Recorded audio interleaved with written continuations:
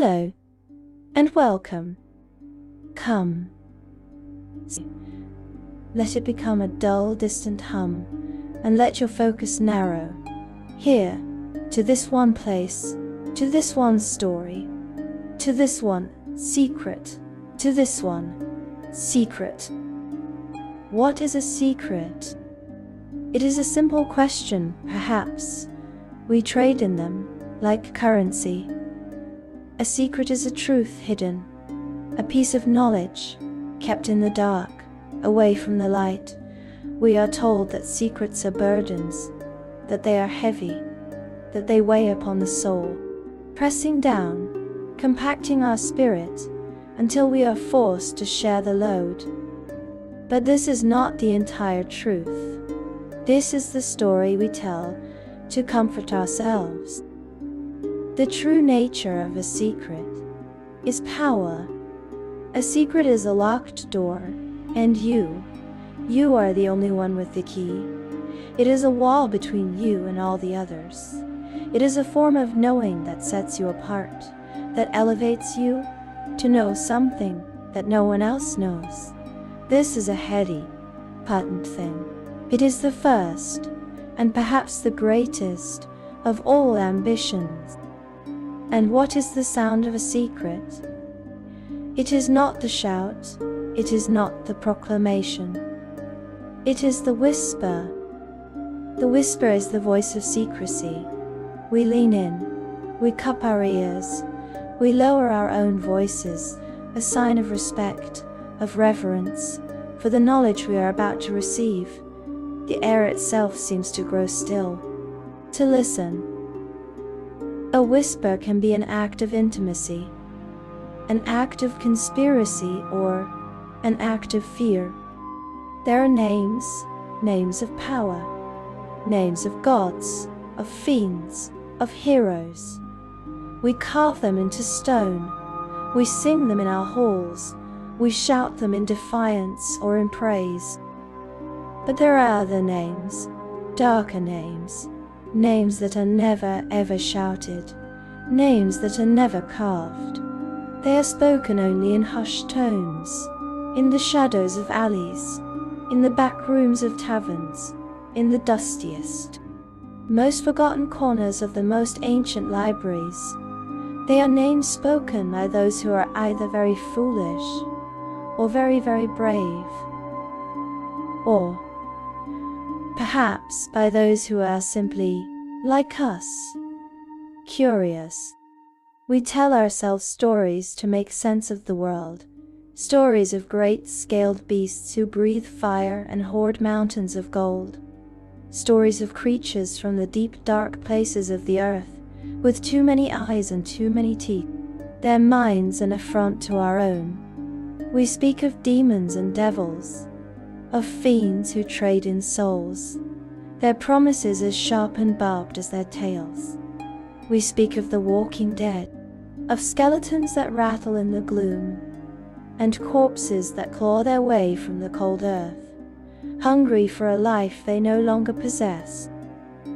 The realms of our imagination, the realms of dungeons and dragons, are full of such monsters. They are tangible fears, dangers we can see, dangers we can, perhaps, put a sword to. They are the boogeymen, the shadows in the dark, the reason we build high walls and huddle around the fire. But there is a truth that we in our own safe world often forget, and a truth that the denizens of those haunted realms know all too well, even if they dare not speak it. The most horrifying monsters, the ones that last, the ones that truly change the world, they are not born, they are made. They are made by us, by our actions, our fears, our cruelty, our greed, and most of all, our ambition. There was once a man. Indeed, I was once a man. Essentially caracho. A mortal, just as you are, he was born of flesh and blood. He breathed the air, he felt pain, he felt loss. He was insignificant. He was a boy, living in a city that had judged him before he had ever spoken a word. He was an outcast, unclean, below notice. And in that crucible of rejection, in that city of suffocating self-righteous light, a single thought was planted, a single dark seed. Secrets. He saw that the priests who ruled his city held secrets. Secrets of their God, secrets of power, and with that power, they ruled, they commanded, they crushed. He saw that knowledge was not freely given. It was hoarded. It was kept under lock and key, reserved for the worthy, and the worthy were always those who already held the keys. He learned in that moment the most important lesson of his long, long life.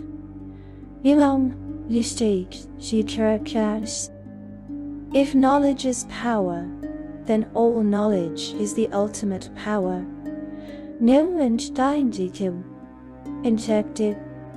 And if it will not be given, it must be taken. This is not a story of a dragon. This is not a story of a demon.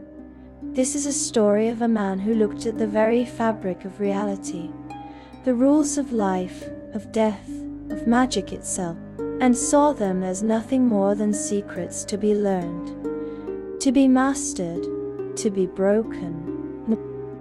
This is a story of a man who decided that the gods were nothing but tyrants, hoarding the greatest secret of all, immortality, and he vowed with a cold burning hatred that would outlast the stars, that he would take that secret too.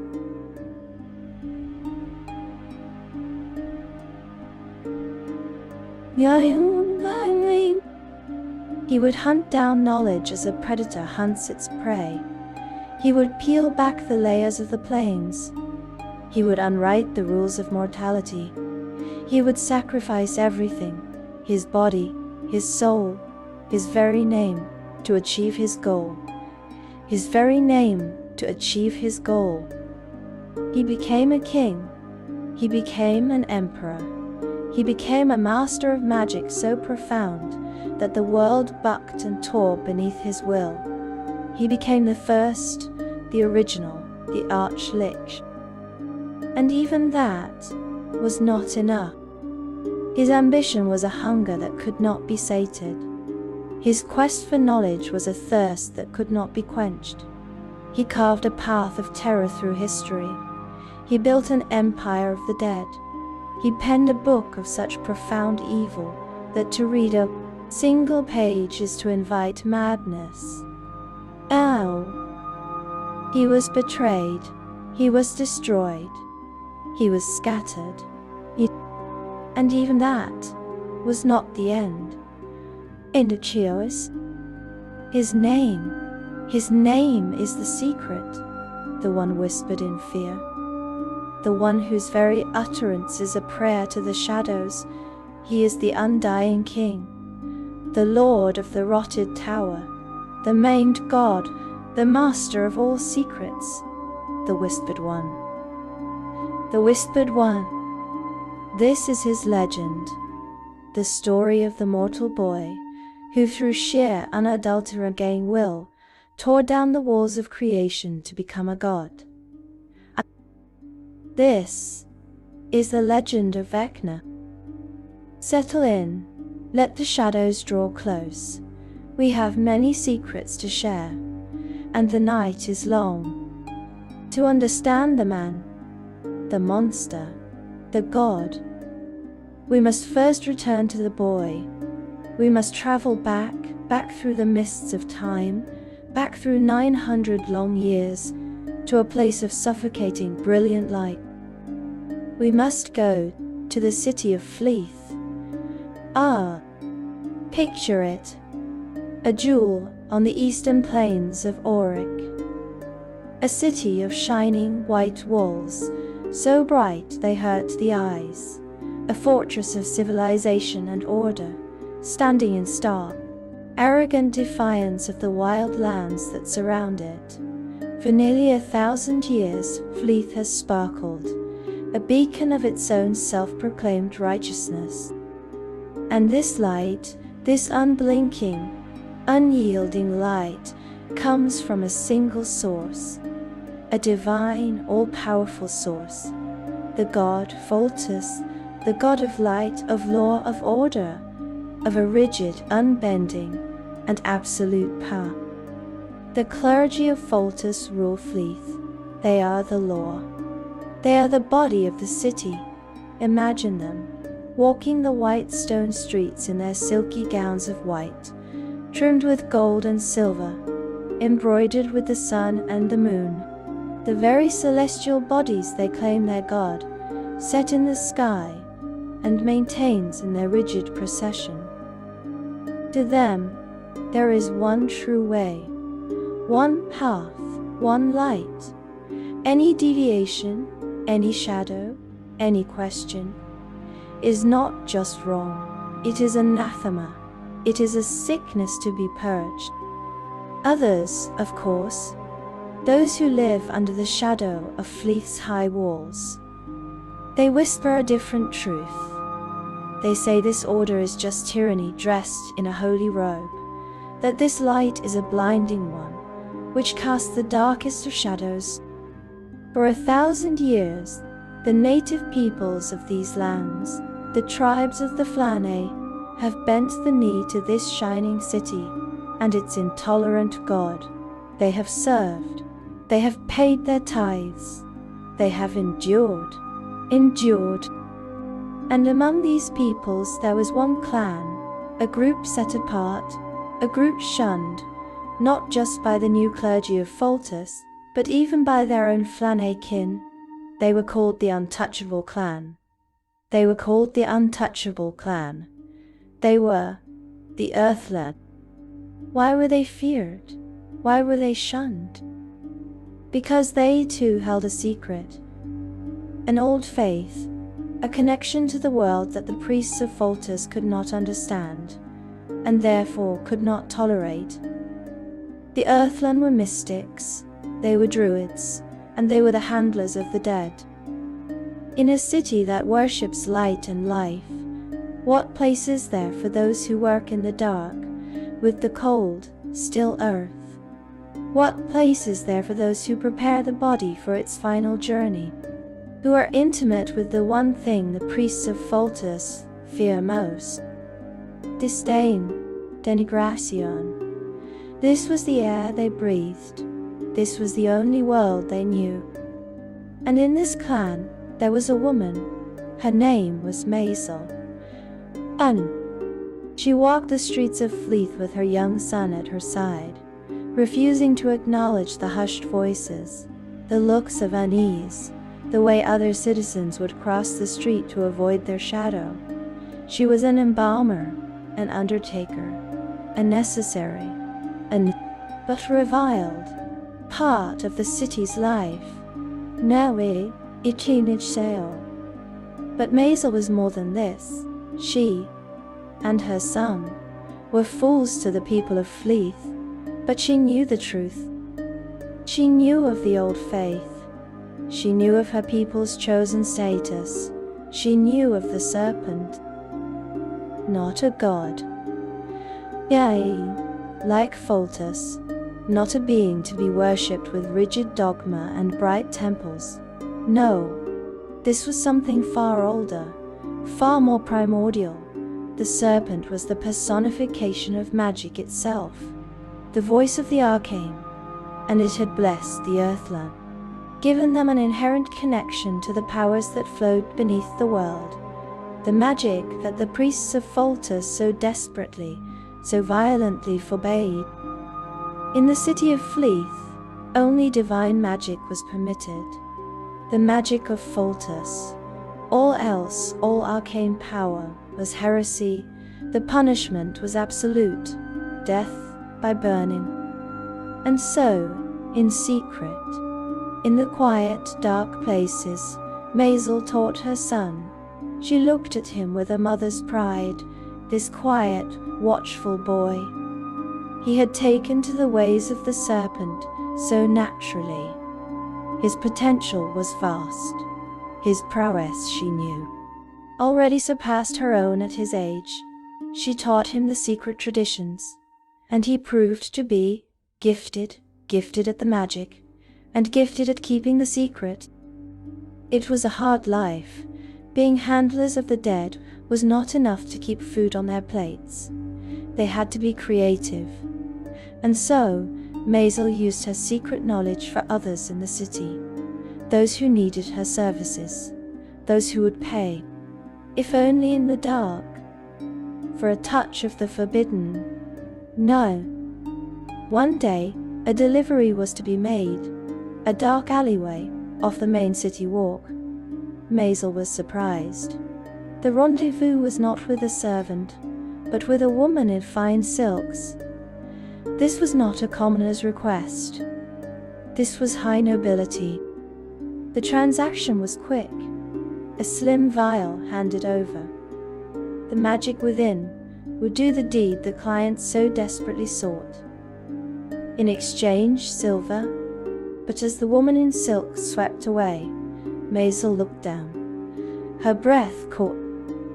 It was not just silver. It was gold. A glimmer of gold in her palm. An astonishing amount, more than she would ever dare charge. Enough, perhaps, enough to escape.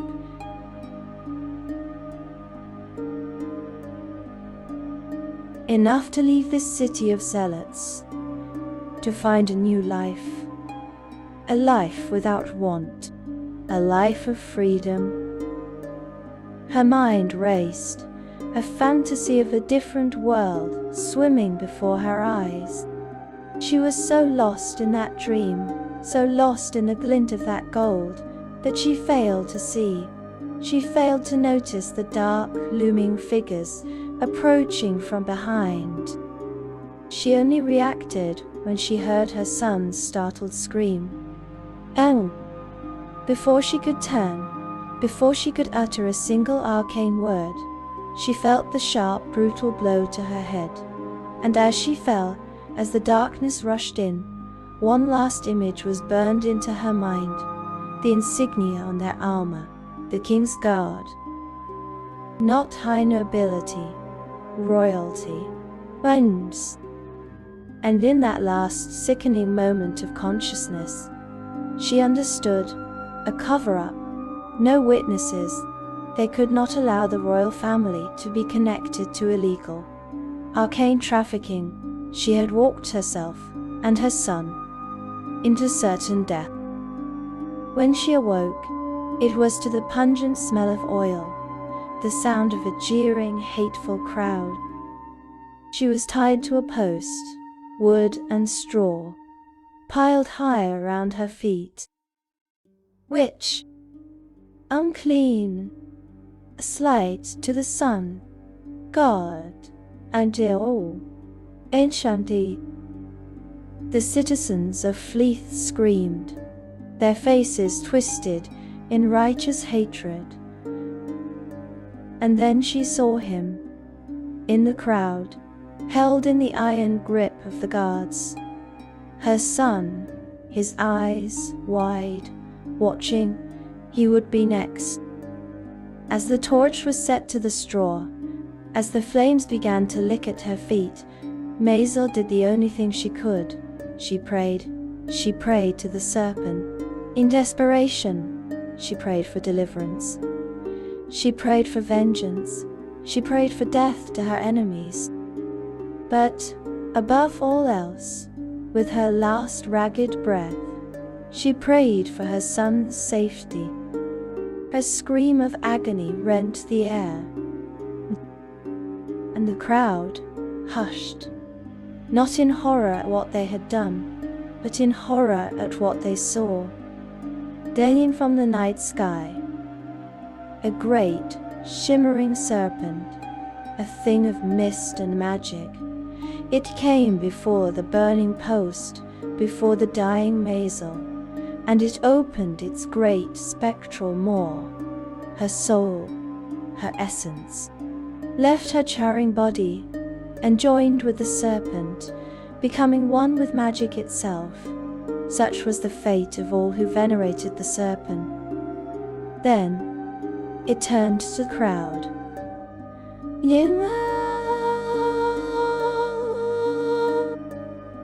Chaos, poor, primal terror. The people of Fleeth scrambled, falling over each other to flee before the deific snake. In the chaos, the guard's grip loosened. Her son was broken free. But he did not flee. Ill. He stood, alone in the square. He stared at the spot where the serpent had been. He stared at his mother's now ashen corpse. There were no tears on his face. His small body did not tremble.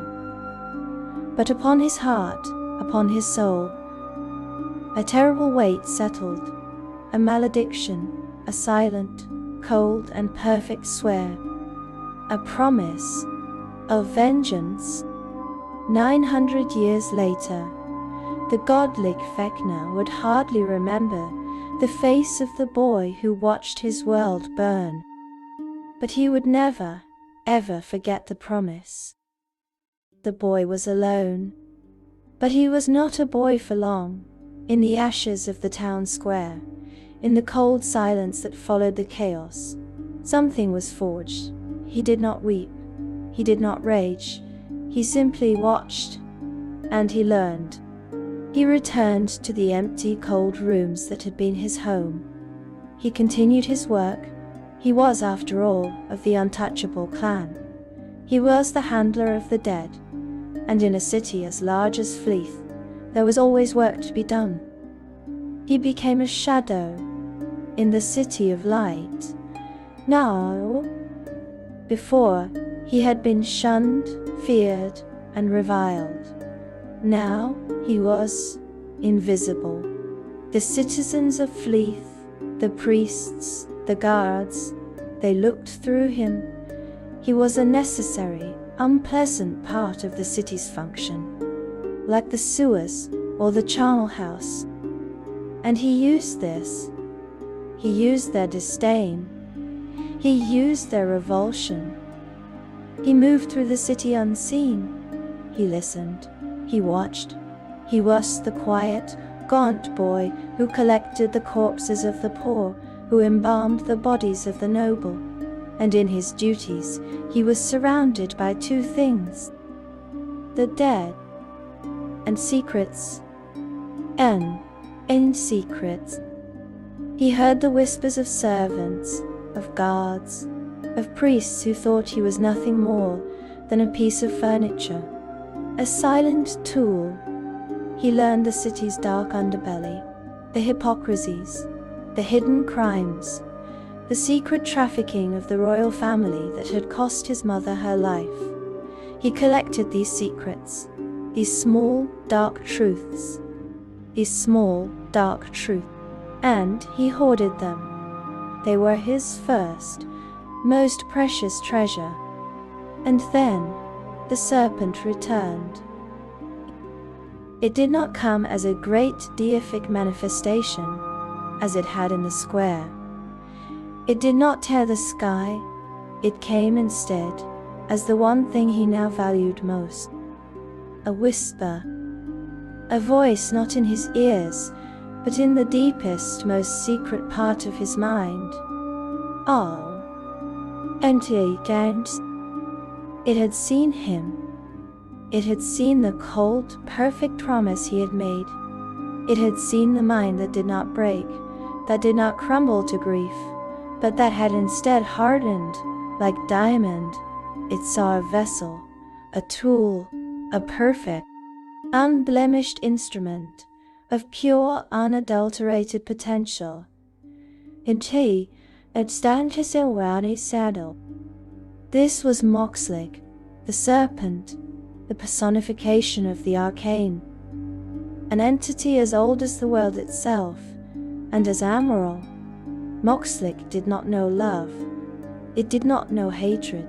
It did not care for the boy's vengeance, for his pain, for his loss. It cared only for magic. The priests of Foltest, with their rigid, blinding faith, were an insult. They sought to suppress, to control, to forbid the one thing the serpent truly was.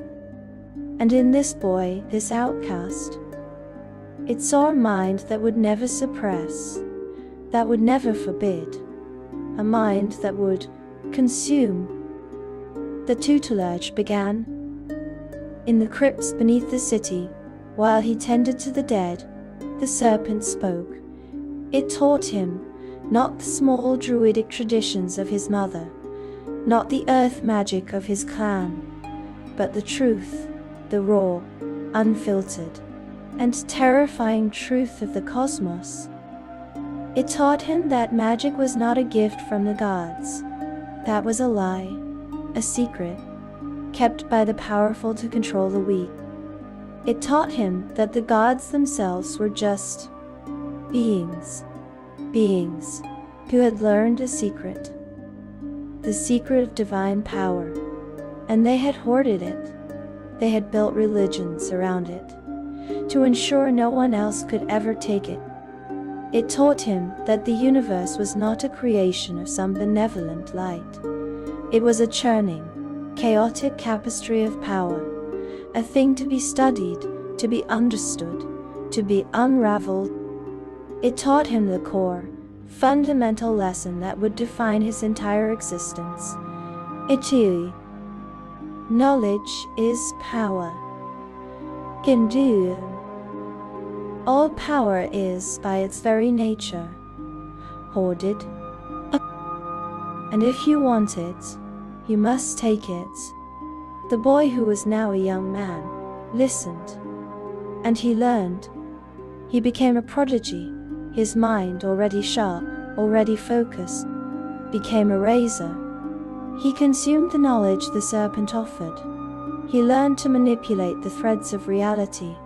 He learned the words of power that could bend the elements, that could charm the mind, that could open doors to places that were never meant to be opened. Now in Zero, the serpent taught him all the schools of magic, all the pathways to power.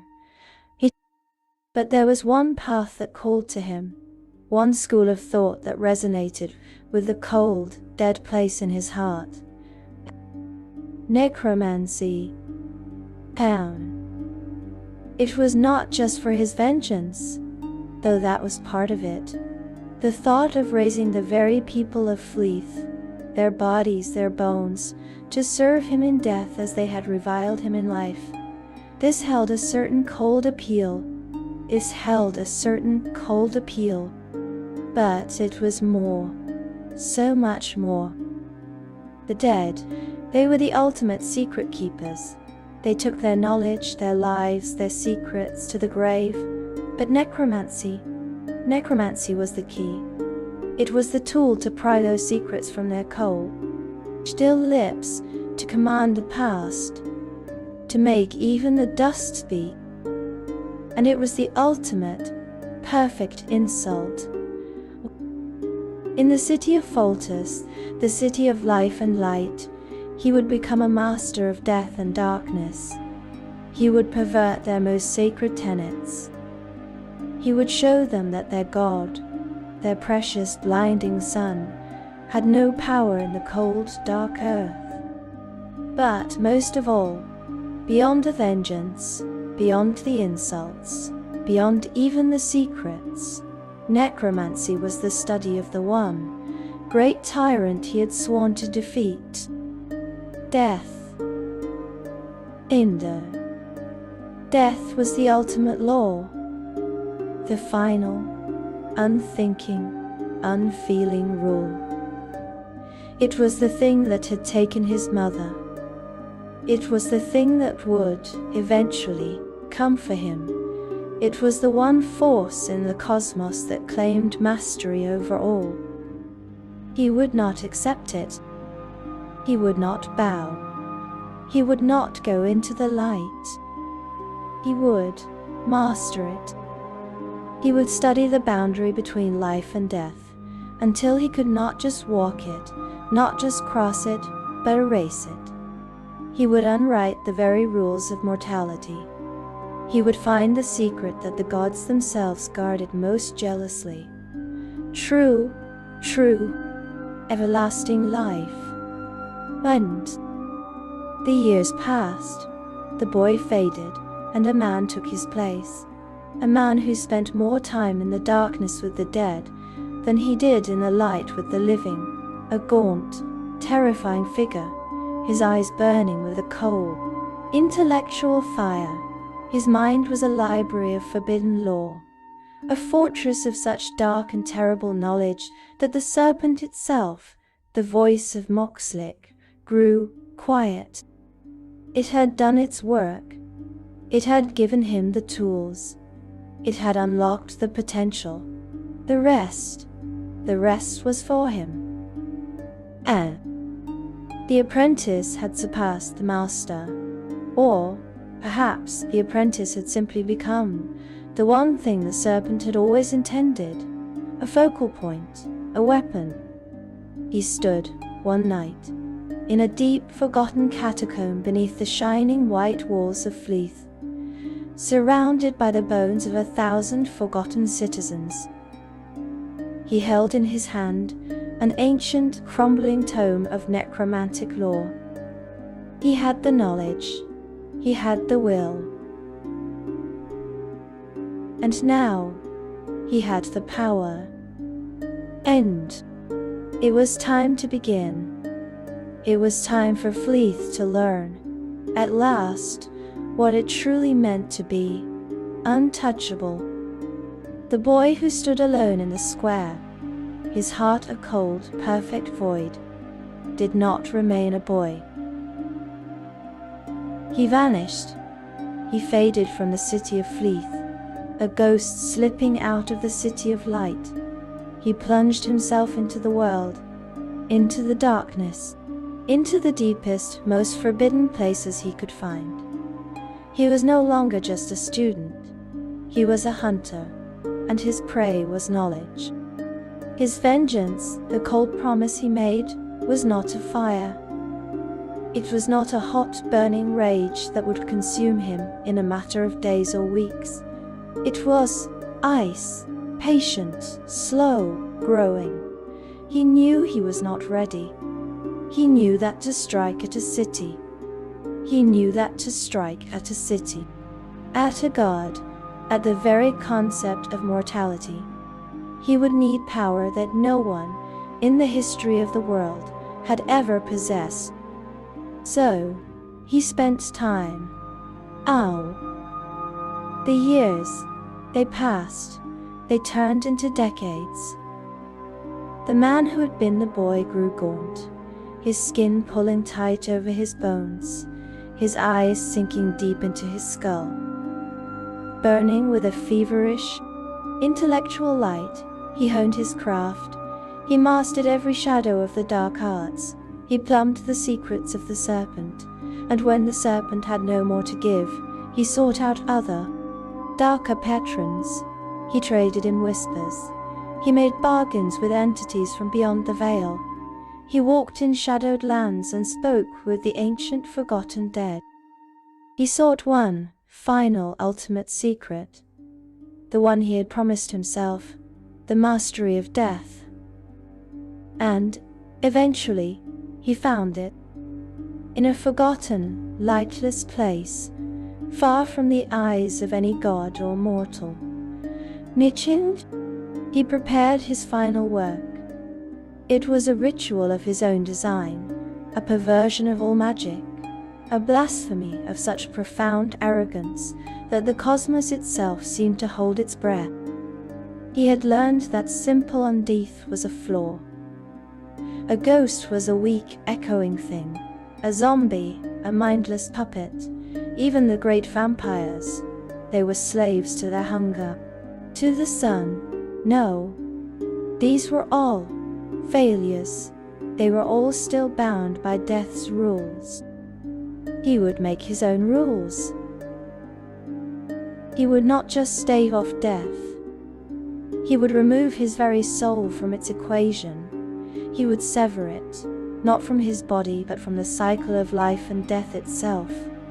He would pour his entire consciousness, his will, his memory, his very essence, into a physical object, a phylactery, a secret anchor, and as long as that anchor remained, his soul would be preserved, safe from any god, any fiend, any law of nature. He would die, and he would rise, and he would live. The ritual was unspeakable. The price was everything. He chanted the words that unwrote his own life. He felt his blood turn to dust, his skin to parchment, his heart, the one that had held that cold promise for so long, beat its final, loading, useless beat. And he fell, a corpse, a failure. For a moment, then, a light, not the hot, white, arrogant light of Foltus, but a cold, green, terrifying light. It ignited in the empty sockets of his skull.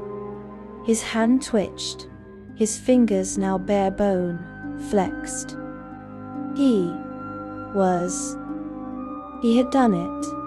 He had achieved what no mortal before or since ever had. The immortality of Undith, perfectly paired with the preservation of his soul, his mind, his magic. He was no longer a man. He was an archmage that would never die. He was a lich. He had a new name, the name that would be whispered. Vecna, the undying king, the lord of the rotted tower. And now, he had time, Undidi. With immortality secured, his vengeance could wait. It could simmer. It could be perfected. First, he needed an army. He needed an empire. He began our soul. For centuries, a dark tide grew in the west. A tide that had been just a whisper, then a shadow, then a kingdom. One by one, the tribes of the Flanai, the very people who had cast out his mother, fell. He conquered them, he united them, not through loyalty, but through fear, and through a singular, undeniable power. Those who stood against him, those who resisted, they were the first to die, and first to be raised, their bones and corpses, animated by his flawless necromancy, became the front lines of his new army. His empire grew, a stain of Undith spreading across the land. A thief, which became a kingdom, which became, as some whispered, an empire. And now, 900 years after a boy had watched his mother burn, the Arch-Lich Vecna stood at the head of his vast, unholy army, an army of the living and the dead, ghouls, tribesmen, dark necromancers, and black-hearted knights. And he had, at last, come home. He had come to the shining white walls of Fleeth. Adena, Absoluti, Absentia, Absenaun. The city was on the brink.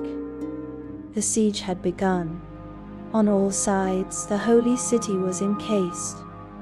The carnage of a great initial battle already stained the fields, a battle where the city's zealots had foolishly thought to meet him in the open.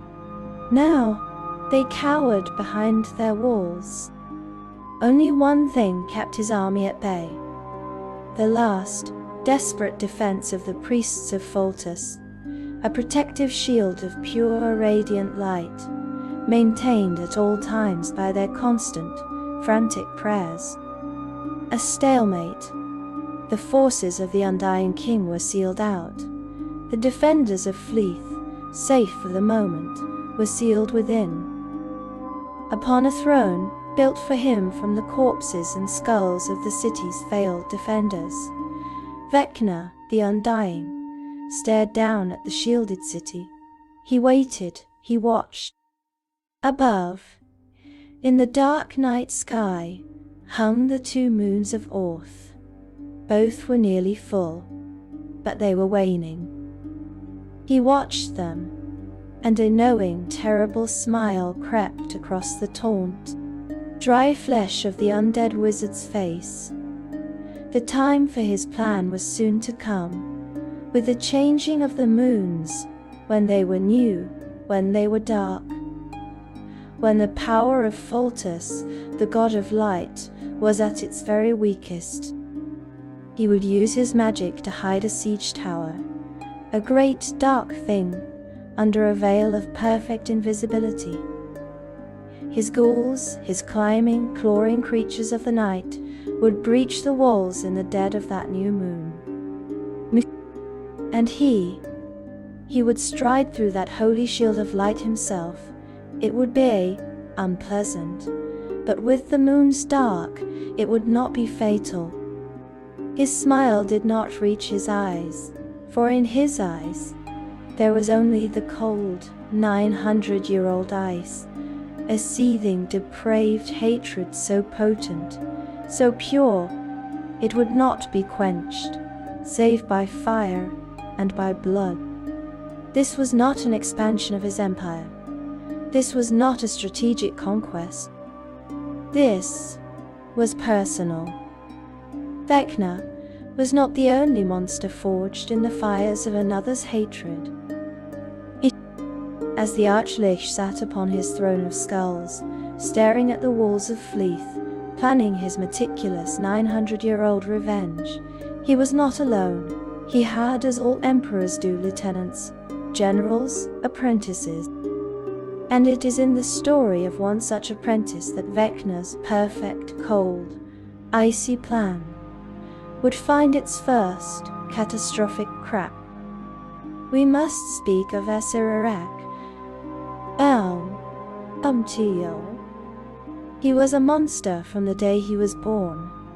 Not made, like Vecna, but born.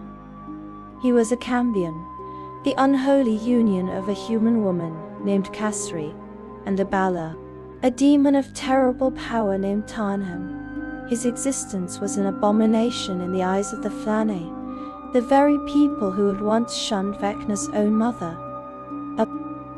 His mother, Kasri, raised him as best she could, at the very fringes of society. They lived in the wilderness, foraging for food, sheltering where they could, eking out a meager, desperate existence.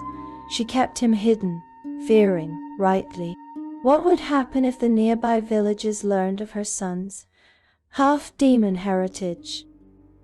For 10 years they survived, but in the end, secrets, as Vecna knew, are impossible to keep forever. The secret was discovered. Asurarak, still just a 10-year-old child, could only watch as a mob so like the one that had gathered for Vecna's mother, took and murdered his own.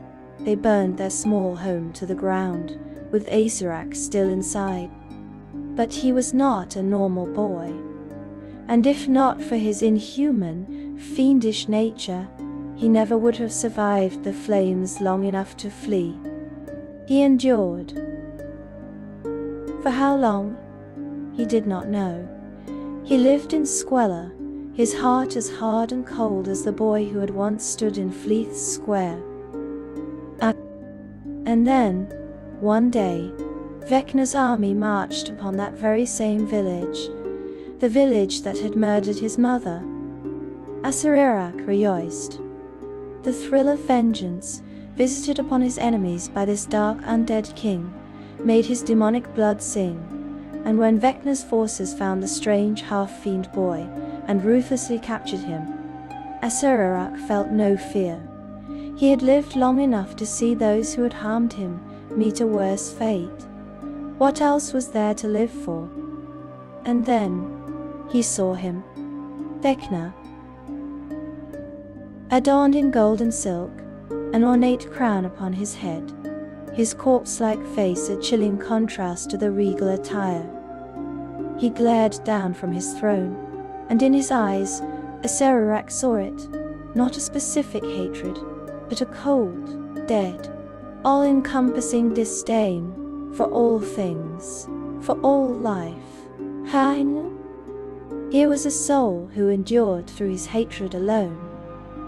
Acererak was in awe. So enraptured was the boy that he did not hear the conversation of the Lich King's advisors.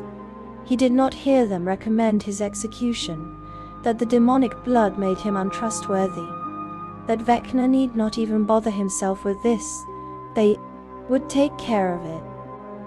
Vecna stared at the Cambion boy for a long silent moment. Perhaps he saw something of himself in the boy's plight. A fellow outcast, a survivor of the mob, or perhaps he simply did not like the tone of his advisors that day. What happened next was burned into Acererak's memory for all time. In Jishli Yoel, hell. The Lich King raised one bony hand, silencing his advisors, and with a simple contemptuous snap of his fingers, they were all dead. And in his mind, Acererak heard a whisper, the voice of Vecna, speaking not to his ears, but to his very soul. Perhaps it is time I took on an apprentice. Years passed. Acererak served Vecna dutifully. He showed great promise, assisting his master in countless dark rituals and necromantic rites. And as his star rose, so did his own ambition. He became a trusted advisor, a military leader. The name Acererak became a thing to be feared in its own right. But Acererak wanted more. He respected his master. In some ways he worshipped him. But Vecna's secrecy, it vexed him. Acererak wished more than anything to be allowed within the rotted tower, Vecna's personal laboratory, to be shown the deepest, most terrible magics. He wanted the final secret, the secret of Vecna's own immortality. Acererak too wished to become a Lich, but Vecna would not share it. He was too guarded, too prudent, too paranoid. How, Acererak wondered, could he gain his master's utmost trust? It was here at the long-awaited siege of Fleeth that Acererak found his chance. He saw that his master's cold, perfect, 900-year-old plan had a flaw, a single human flaw. Vecna was, for the first time, uncharacteristically blinded by emotion. This was not just a conquest, this was personal. And perhaps, Acererak thought, the great Arch-Lich would not notice a trap set right in front of him. It was time. Acererak, in disguise, obeyed the Fultons, the high priests of Foltus, cowering behind their walls. A little visit, he gave them. Advice, a little push in the right direction, he told them perhaps. How Vecna's magic worked. He told them what their god's shield could be. Nitand it cow. And if Vecna took the bait, Acererak would be there to save him. The night came. The 2 moons of Orth were dark, their light extinguished. Foltus's power was at its weakest.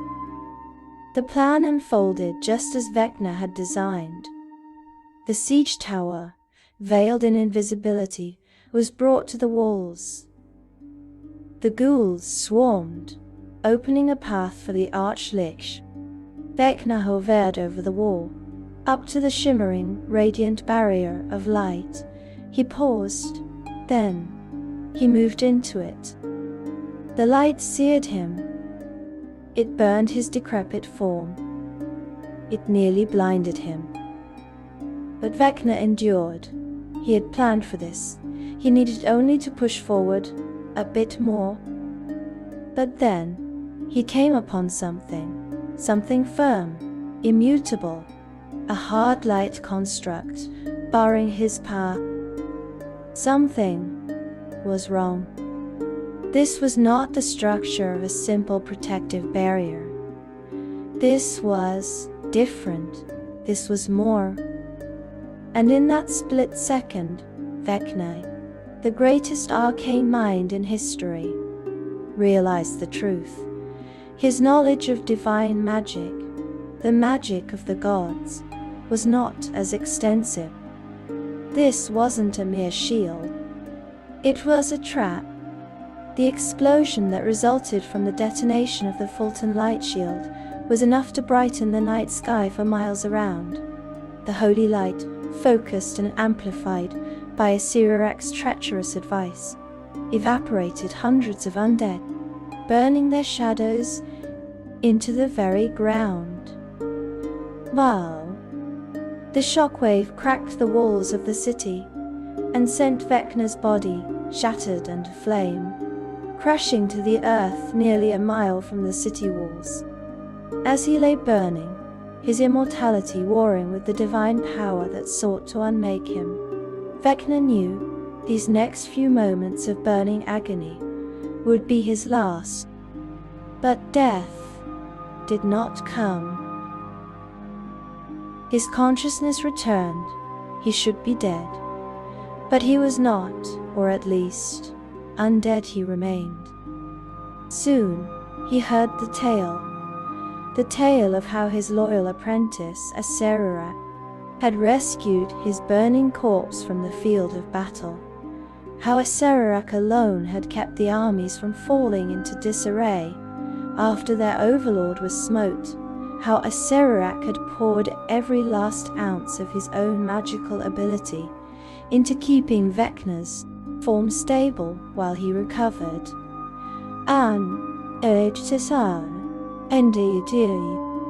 Vecna called his Cambion apprentice to attend him. He stared intently at the boy he had saved, who had now in turn saved him. In that moment, the Lord of the Rotted Tower had almost lost it all. His empire, his magic, his immortality. And if not for this boy, now grown, his armies would have scattered. Vecna realized he had greatly underestimated him. It was time, he decided. His newest general led the charge on the white walls of Fleeth. The second assault was nothing like the first. There was no subtlety.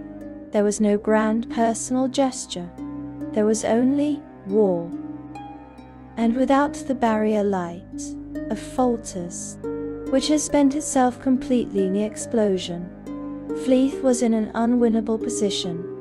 The siege had already worn down their food and supplies. The citizens were eating rats. The army of the dead outside had no such needs. It was not long. The walls fell. The council of Fulton priests, along with their high priest, surrendered themselves to Vecna's forces. They beseeched him. They asked for mercy. They offered the entire city, all her wealth. If only Vecna would spare the lives of her citizens. But Vecna was not satisfied. So the officials begged again. They pleaded. They offered their own lives in exchange for mercy on the citizenry. Vecna considered this. And so he gave one of their number and his entire family over to one of his most feared lieutenants, a fallen paladin named Cass. Cass spent the entire day torturing and murdering them, right before the other officials' eyes. And yet, Vecna found himself still, unsatisfied.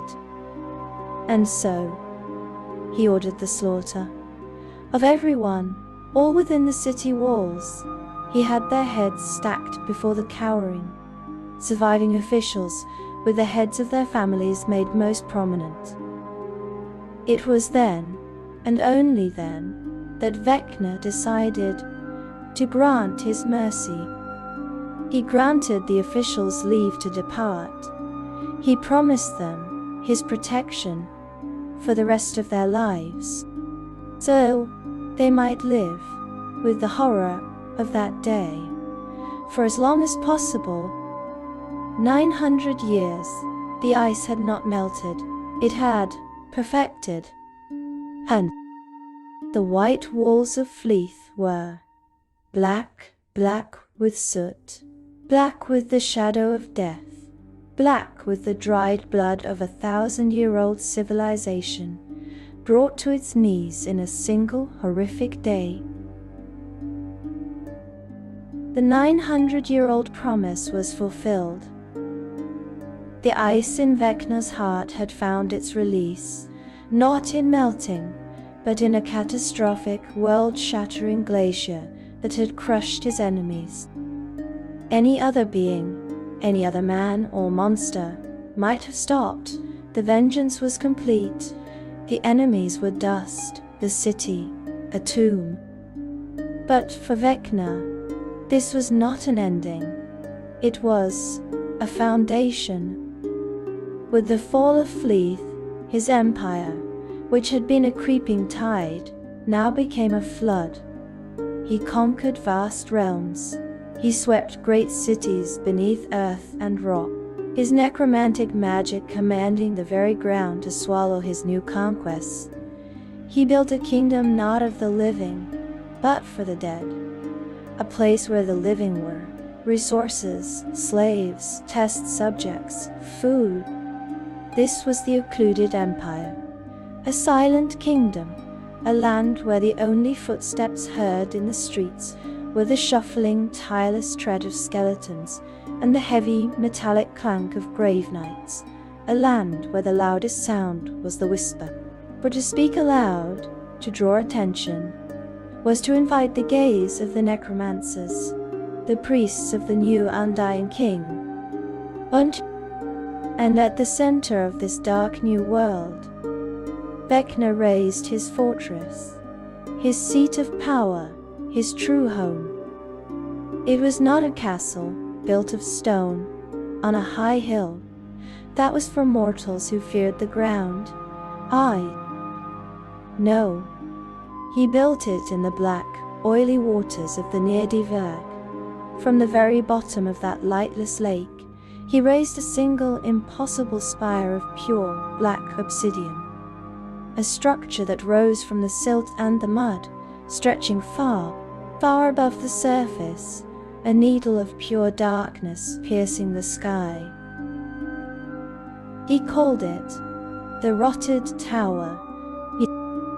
It was a fortress of secrets. It had no windows, no doors save those he willed into being. It was a laboratory where he plumbed the deepest, most unspeakable depths of magic. It was a library containing the scrolls and tomes he had gathered over 1,000 years. And it was a throne room from which he commanded his silent, unliving armies. He had won. He was the most powerful wizard in the history of the world, an orphan who became a king, who became an immortal emperor. And yet, he was dissatisfied.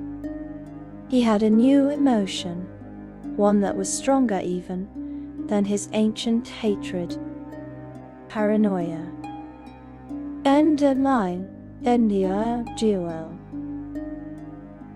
Paranoia. He had learned two terrible lessons. At the walls of Fleeth, he learned that even an immortal being could be destroyed.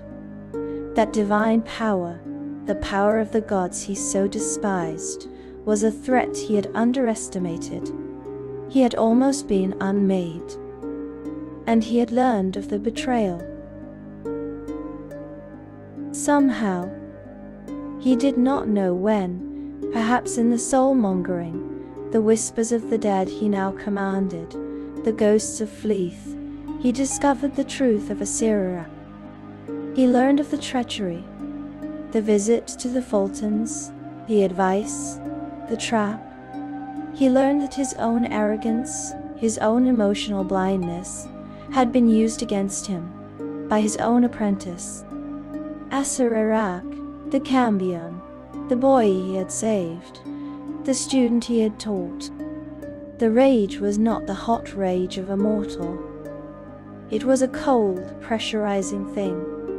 It was the fury of a perfect intellect, realizing it had been tricked.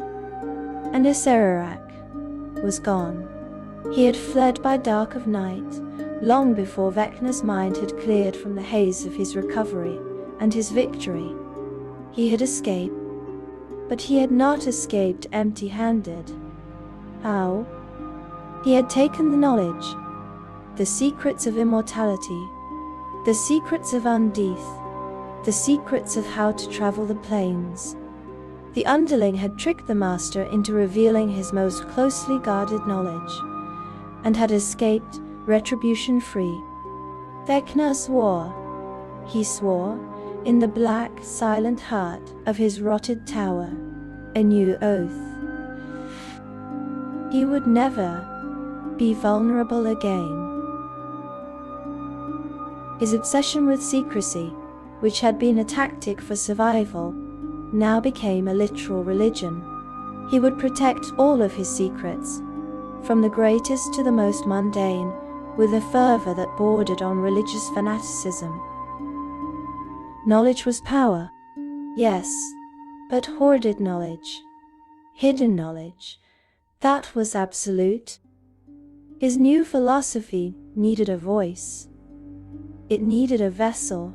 It needed a testament. And so, in the chambers of the rotted tower, he began his new greatest work. He took his dark thoughts, his hatred of the gods, his contempt for life, his philosophy of secrets, his mastery of necromancy, of torture, of fear, and he penned them. He wrote them in blood, he bound them in skin, flayed from his enemies. He imbued every single letter, every word, with his own malevolent arcane power. He created an artifact of such profound, corrupting evil, that to merely look upon it was to feel your soul stain. He called it the Book of Vile Darkness. It was not just a spell book, it was a guide, a manual for becoming, a path to power through the most depraved acts. It contained the rituals that could twist a man into a monster, the secrets of pain, the language of the night. It was his gospel, the gospel of Vecna. And as he finished it, as he placed this monument to his own dark mind upon its pedestal, he looked out from his tower, over his silent, undead empire. And the dissatisfaction, the paranoia, remained. He was an immortal emperor. He was the most powerful wizard in history. But he could die. Assyriac had proven an underling could betray him. The trap at Fleeth had proven the gods could smite him. His physical form, his lich form, was a vulnerability. His phylactery, hidden though it was a weakness.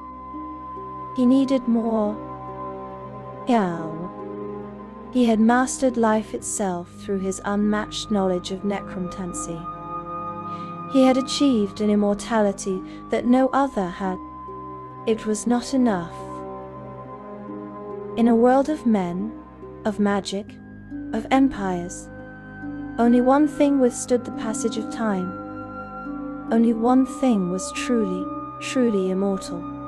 Only one thing was truly safe from the knives of traitors and the power of rivals. The gods. They were the true immortals.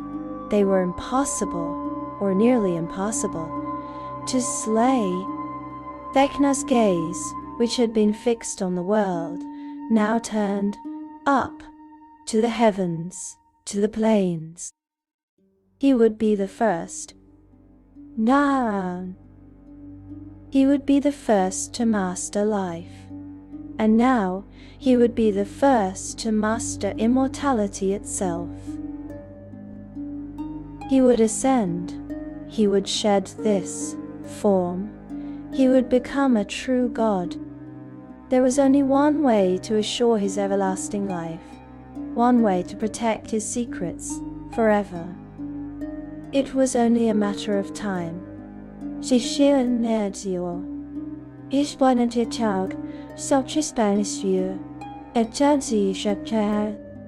Vecna's paranoia, born from Acererak's treachery, had become a wall.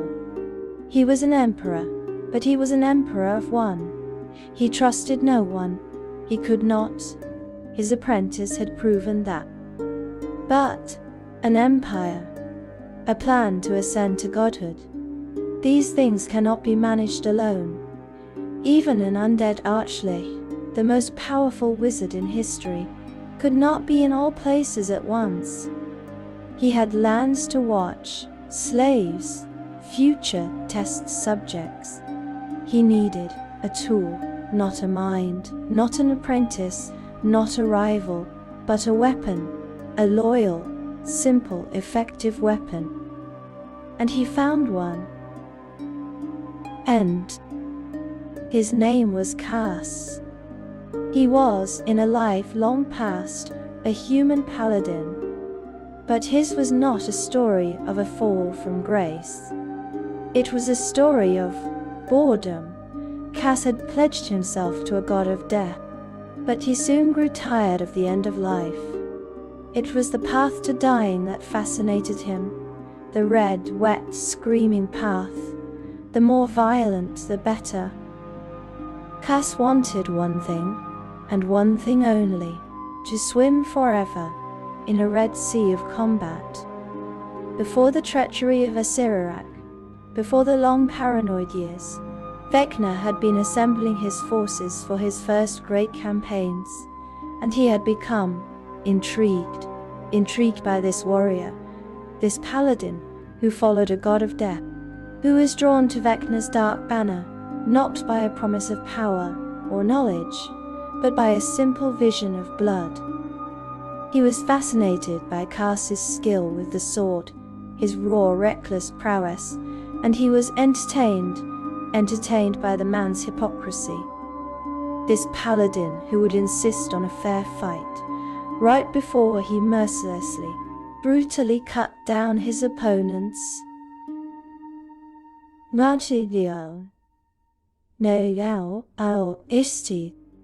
Here, Vecna saw was not a mind to be feared, here was an axe to be wielded. Cass rose through the ranks, not with subtlety, but by eviscerating anyone who stood in his way. He became one of the Whispered One's top lieutenants, and he earned his name, his true name. At the fall of Fleeth, after the priests had surrendered, after Vecna had found himself unsatisfied, he had turned to Cass. He had chosen one of the city officials, and his entire family, for no other reason than to torment the survivors.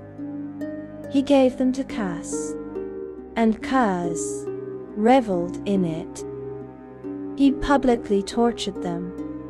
He butchered them, one by one, before the eyes of the other officials. His hands, his armor, his blade, all were caked in the gore of his work. From that day forward, he was known as Cass the Bloody-Handed. In Cass, Vecna believed he had found the perfect reliable weapon, even with the treachery of Acererak, a raw, open sore on whatever small amount of trust Vecna still possessed.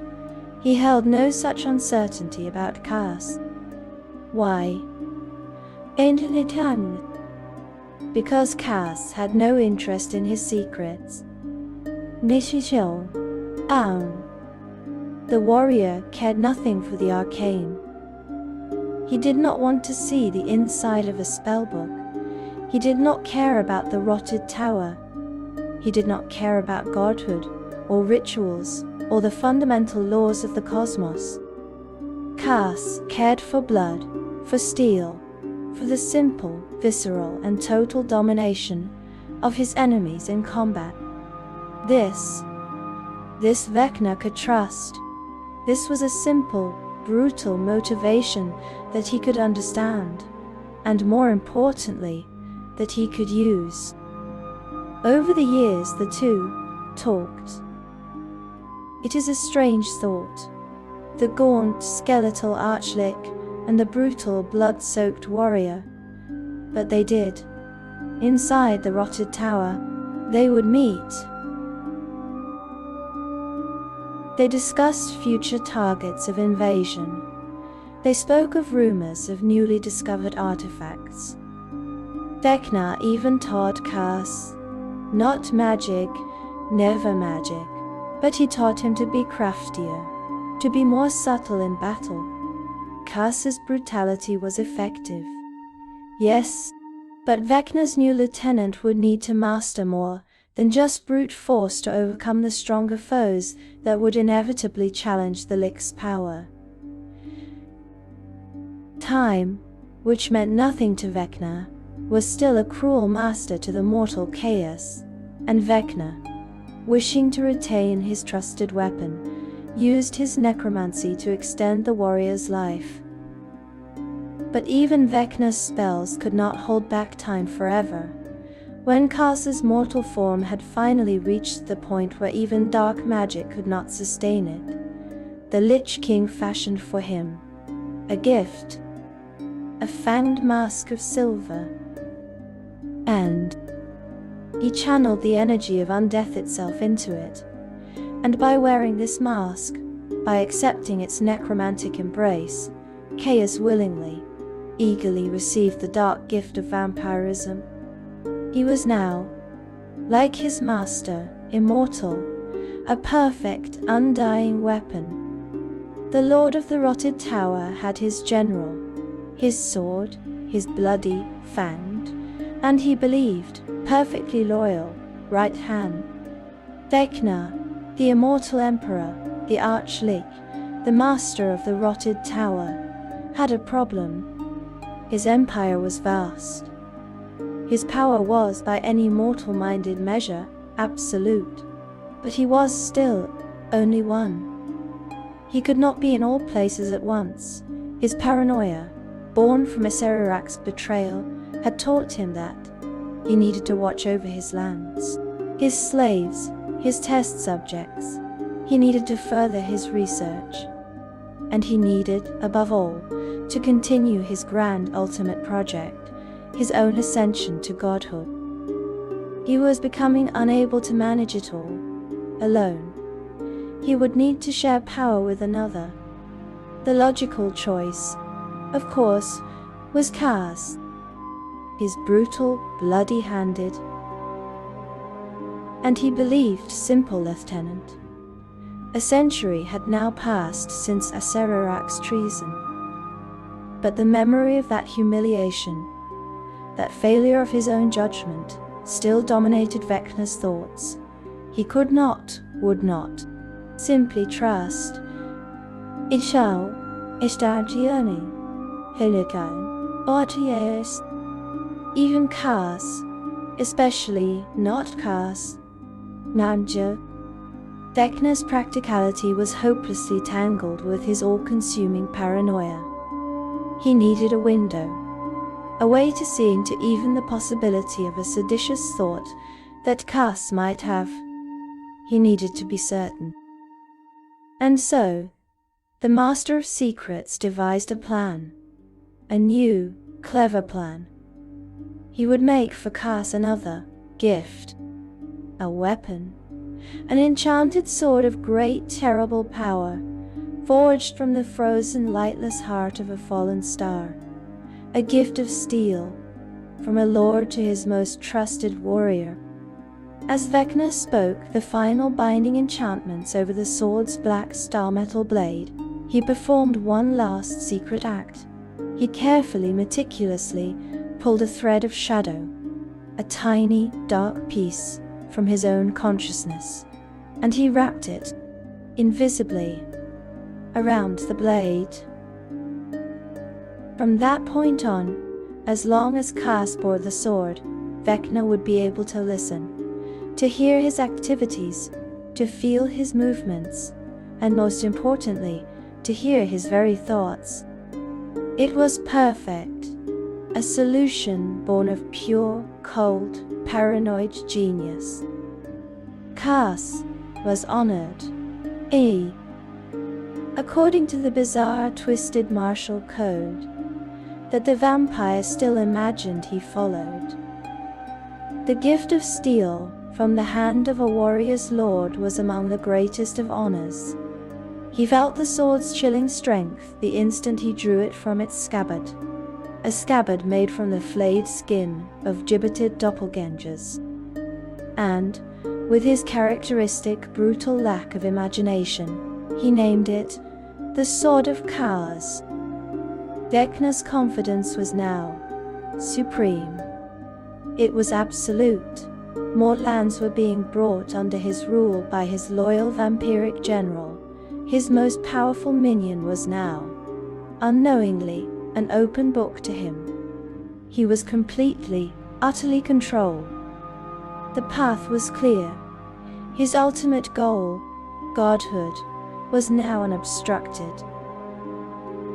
But such confidence, such perfect, clever confidence, is a slow and insidious killer. Vecna's scheme was too clever.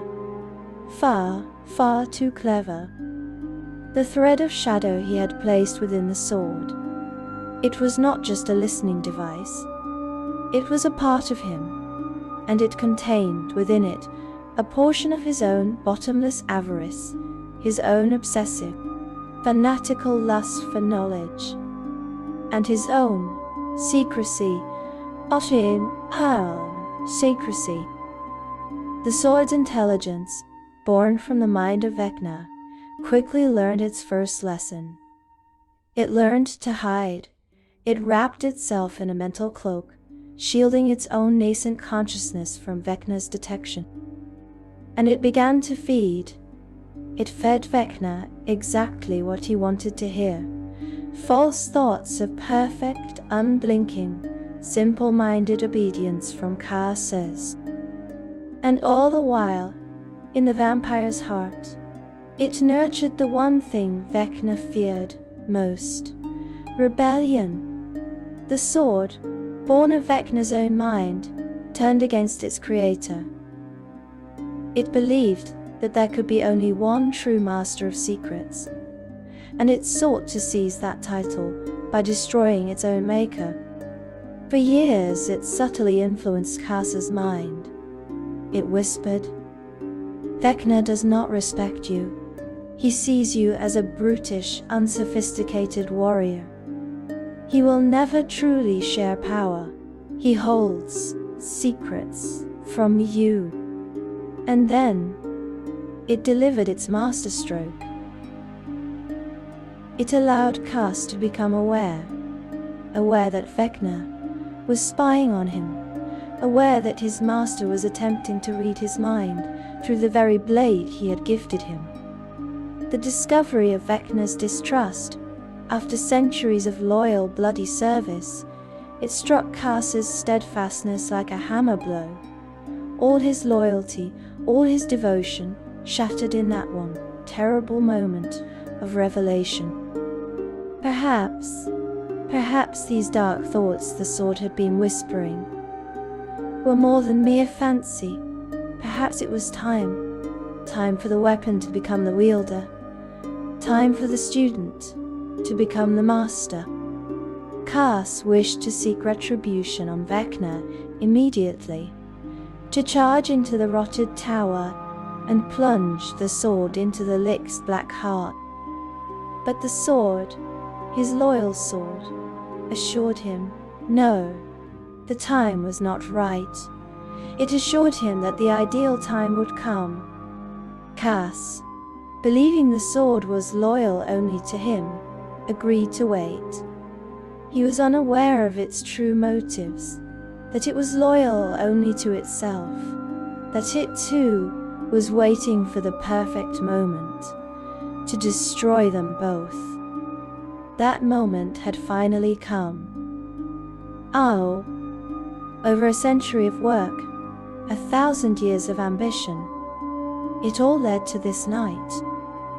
Through the use of artifacts, through dark, unspeakable rituals, through the harvested, screaming lives of thousands of victims, Vecna had finally gathered enough power. He stood at the very pinnacle of the rotted tower. Under the dark, wheeling stars, he began to speak the incantations, a new rite, a ritual that would transform him, that would unravel his lich form and reweave him as a god. His ascension was imminent. He would finally attain that which he had sought for over a millennium. As a god, there would be none left who could defy him. None who could take from him, none that could betray him, not ever again. The sword of Cass, it felt it, the raw, cosmic, godlike power building at the top of the tower. It sensed the ritual, and it called to Cass, strike, strike now, strike true. If the ritual is completed, it will be too late, he will become unkillable. Cass leapt into action. His fury, stoked to near insanity by the sword's whispers, was a white-hot fire. He would slay Vecna during the ritual. He would seize control of his empire. And he would ascend to godhood in Vecna's place. The great betrayal had begun. While Vecna, the Arch-Lich, spoke the final incantations under the dark stars, his mind focused on the cosmic threads of power he was weaving. Chaos, the vampire, charged. He stormed the rotted tower. Now did worry, said see, Vecna's personal guards, the most elite undead, the most powerful necromancers, the most terrible bone golems. They might have proven a challenge for Cass at one point. But not tonight. Tonight, the vampire's fury, which had been stoked for years by the sword's insidious whispers, was a near insanity. It was a white-hot singular purpose: slay, seize, ascend. The guards fell beneath his black blade, like wheat at the harvest. As they died, as their silent unliving forms were shattered, Vecna detected him. In the midst of his god-making ritual, he felt the intrusion. He saw, in a flash of terrible pure clarity, the trick. He saw the sword's treachery. He saw too late how his paladin's simple loyalties had been twisted. Using Vecna's own paranoid, clever ploy, he tried to suspend the ritual. But the godlike power he had unleashed, the raw, cosmic energy he had called down from the plains, it would not be contained. It would not be stopped. It was just as well. For at that moment, Cass reached the top of the rotted tower. He burst onto the pinnacle, his blade and his fangs dripping with the black blood of Vecna's guardians. The Lich would need all of that power, not for ascension, but for battle. Perhaps had the combat been on equal terms, Vecna, the greatest arcane mind in history, would have quickly, contemptuously felled the vampire. But the combat was not on equal terms. Whether it was the chaotic, lashing effect of the interrupted ritual, or the sword's uncanny ability to anticipate its own creator's attacks, or simply Kaz's own great vampiric strength, and his stubborn, furious refusal to die.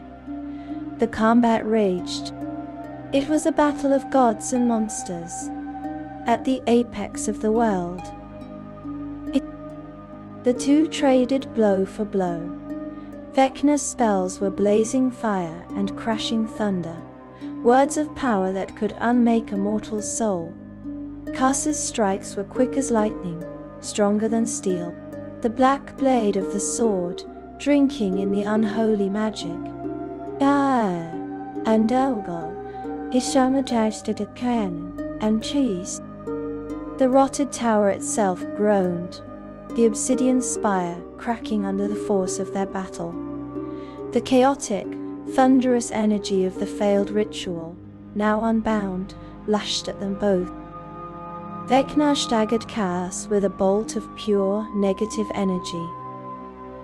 As the Lich moved to finish him, to unwrite his treacherous lieutenant from existence, Kaz lunged. He lunged forward, under the Lich's guard. Inde, outie, ow. And he sliced. He sliced off Vecna's left hand. Ow. The hand, the one that had penned the book of vile darkness, the one that had snapped its fingers and ended the lives of advisors, fell to the stone floor, smoking. Vecna roared, a sound of pure cold fury. The vampire, his own body crumbling, burning, failing to heal from the strain of Vecna's terrible spells, pressed the attack. He had one last, final act. He shouted, a sound of pure primal triumphant rage, as he plunged his sword, the sword of Kaz, up and into Vecna's left eye, gouging it out. It was at this moment, this exact, perfect moment of terrible victory, that the sword sensed its opportunity. Kaz had won. Kaz was the new master. No, there still. Triumph would be its, at last. With a surge of searing, blinding energy, as bright as a new, hateful sun, the sword of Kaz poured all of its magic, all of its malice, all of its own stolen, hoarded Vecna-born consciousness, into the Arch-Lich's body. The effect was like tossing a torch into a sea of oil. Shibchiania, Hitchester, oh, and down. The sword's energy, striking the raw, unbound, God-making ritual energy, detonated. The explosion was so powerful, so catastrophic, that it did not just damage the rotted tower. It annihilated it. It left naught but a smooth, glassy, mile-wide crater, where the tower, the lake, and the surrounding lands had been. Creatures for miles around were blinded. They were deafened. The very sound of the explosion was a word of unmaking. Vecna and Kaz, at the epicenter of that arcane maelstrom, were gone, utterly, sent hurtling, torn to pieces through the abyss, through the plains, blasted out of existence. It was days, before anyone dared approach the aftermath. The smoking, silent crater, Budgin. Those that eventually did, those scavengers, those dark cultists, those survivors of the occluded empire.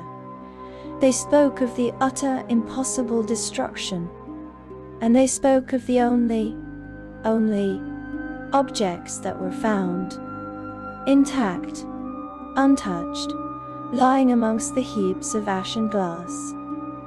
Vecna's severed, shriveled hand, inner. Vecna's gouged out, still seeing eye, Ichior, and Kaz's black, triumphant sword. And unfortunate discoveries they were. The crater was silent.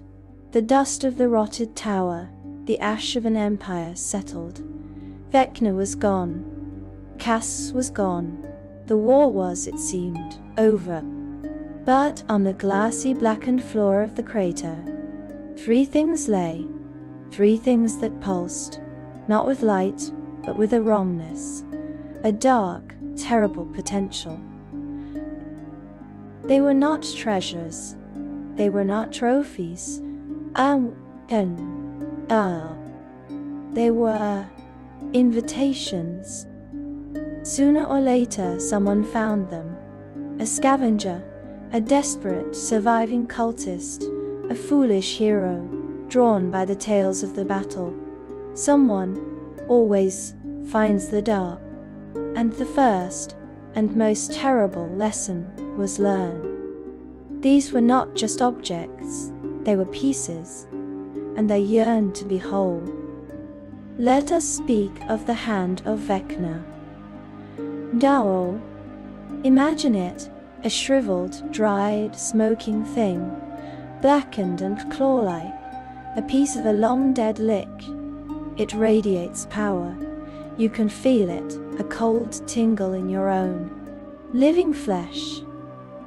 It promises strength, the power to crush, the ability to cast spells of profound darkness, to drain the very life from another with a touch.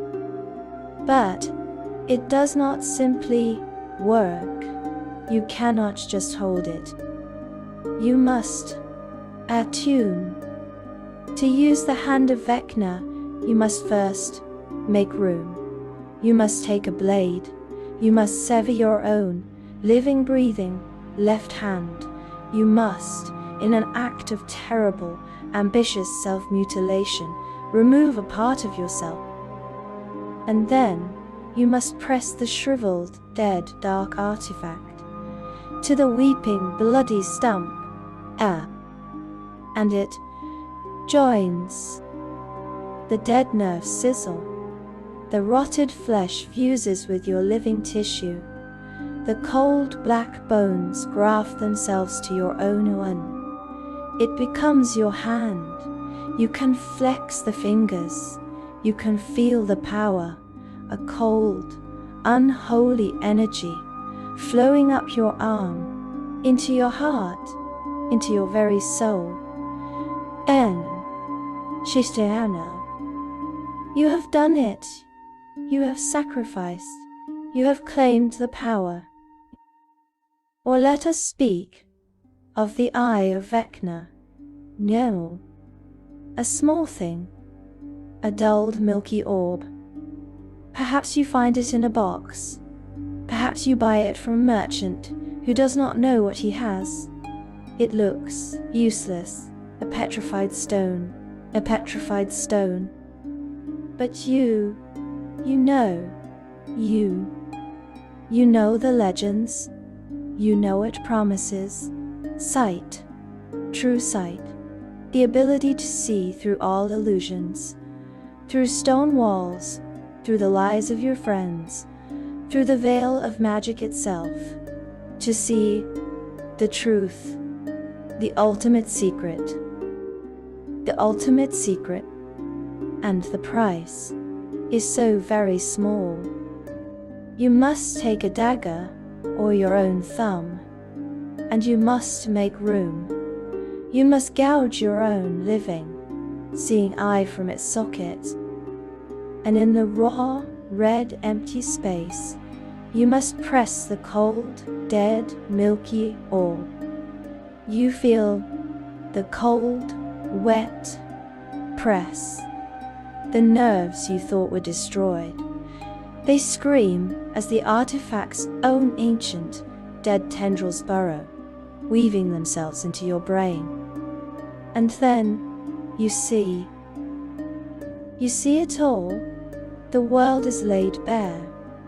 The secrets are yours. This is the lure. The power is immediate. It is undeniable. And this is the trap.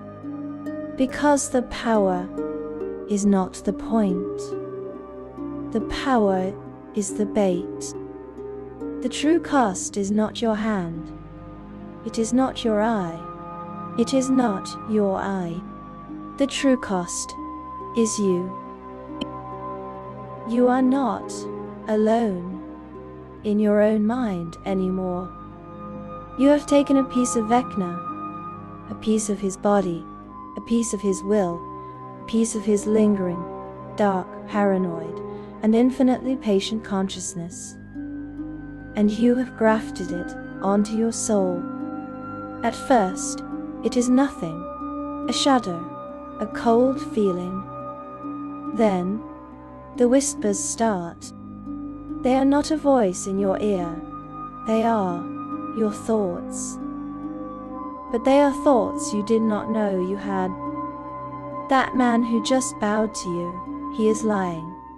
He plots against you. I saw it through my eye. You should kill him. You should kill him and see what secrets he holds. Your friend, your ally. She has a magic item you do not. She is hoarding it. She is keeping its power from you. She does not trust you. Why should you trust her? Take it. It belongs to you. Power belongs to the one strong enough to take it. Trust no one. Hoard your secrets. They are all that matter. Kill the weak. Rule the strong. They are all less than you. The transformation begins. Your alignment, it shifts. It's not that you decide to be evil. It's just the choices that once seemed hard now seem logical. The path of compassion is for fools. The path of sacrifice is for the weak. The only path is power. And you, the host, you think you are in control. You think you are mastering this dark gift. You are becoming stronger, more clever, more like him. And that is the horror. You are becoming more like him. You are no longer you. You are a vessel. You are a puppet.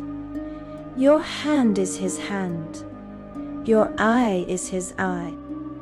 Vecna, the Arch-Lich, was destroyed. He was shattered. But he was not gone. He was scattered. And every ambitious, foolish, power-hungry mortal who takes one of his relics, who mutilates themselves for a taste of his power, becomes a new piece of him, a new agent, a new spy, a new hand in the world. Hand in the world. He is not dead. He is multiplying. And what of the third piece, the sword of Cast? It too was found. It too whispers. But its voice is not the cold, paranoid, calculating voice of Vecna. It is the voice of rage, the voice of betrayal, the voice of the sword's own hateful, chaotic, sentient ego. It hates Vecna. It wants to destroy him. It wants to destroy everything. It promises its wielder the glory of combat, the power to slay kings, the thrill of the red wet path. And it too corrupts. It turns its bearer into a blood-hungry, frenzied, uncontrollable berserker, a slave to its own singular violent will. These are not artifacts. They are cancers of the soul. They are the seeds of a future war. They are the lingering, malignant intelligences of two terrible, undead beings, locked in an eternal battle. And they are just waiting for a new hand to pick them up. Vecna's body was gone. His empire was dust. But his will, his philosophy, his cold, perfect, paranoid ambition. This was not bound to his flesh or his bones. It was an idea. And you cannot kill an idea, especially not one that was written down. The book of vile darkness, his dark gospel, his testament of evil, had survived. Perhaps it was in the rotted tower when it was annihilated. Perhaps it was not. It does not matter. Such an artifact of such profound, sentient malice. It does not allow itself to be destroyed so easily. It finds a way, it endures. And as long as the book existed, someone would find it. Someone would read it. And as long as the hand and the eye existed, whispering, corrupting, creating new followers, the idea of Vecna would spread. This was the birth of the cult of Vecna. And it was not a religion of temples. It was not a faith of priests in shining robes, like the ones who had murdered his mother. It was a secret, a conspiracy, a whisper passed from one ambitious soul to another. Who were they? Who would worship a shattered dead god? Who would pray to a severed hand? They were the ones who understood. They were the ones who, like Vecna, had been outcast. They were the ones who had been told they were unclean. They were the ones who saw the order of the world, the light of the goodly gods, as a suffocating, self-righteous tyranny. Self-righteous tyranny. They were the wizards, who craved a spell that was forbidden. They were the rulers, who knew that the only way to hold power was through fear and secrets. They were the spies, the blackmailers, the information brokers, who, like the boy in Fleeth, learned that true power came from listening, from knowing the dark truths that everyone else tried to hide. They were like him. They met in secret, in the basements of forgotten buildings, in the dusty, forbidden sections of great libraries, in the cold, dark crypts beneath the cities of the living. And they worshipped his philosophy. Secrets are the only true currency. Hoard them. The gods are liars. They are tyrants. They keep the ultimate secrets, immortality, true power, for themselves. Life and death, they are not sacred. They are merely conditions. They are rules, made to be broken, studied, mastered. To them, Vecna was not a monster. He was a prophet. He was the first to see the truth, the first to defy the gods, the first to ascend. They did not believe he was dead. How could he be? He was the undying king. No, he had not died. He had transcended. He had, in his battle with chaos, achieved a new form, a form of pure, scattered, secret knowledge. His body was gone, but his essence was now everywhere, in the relics, in the book, in the whispers. They called him the maimed god. This was not an insult. It was a title of reverence. He had willingly sacrificed his hand, his eye, his very form, to hide, to become the ultimate secret. He had hidden himself from the gods, from his enemies, from the world. He had hidden himself. Inside his followers, the goals of the cult were simple, and they were threefold. And first, hoard secrets. Just as he did, they were to gather all knowledge, all forbidden lore, all dark truths. They became the greatest network of spies the world had ever known. They sought to know everything, because knowledge is power. Is power. Second, find the relics. They were to scour the plains, to find the hand, to find the eye, to find the sword of Kas, so that it might be contained or destroyed. These were the holy relics of their maimed god. And third, the ultimate goal. Entered resurrection. Entered Candisawi, Iamkinal Tiarnian.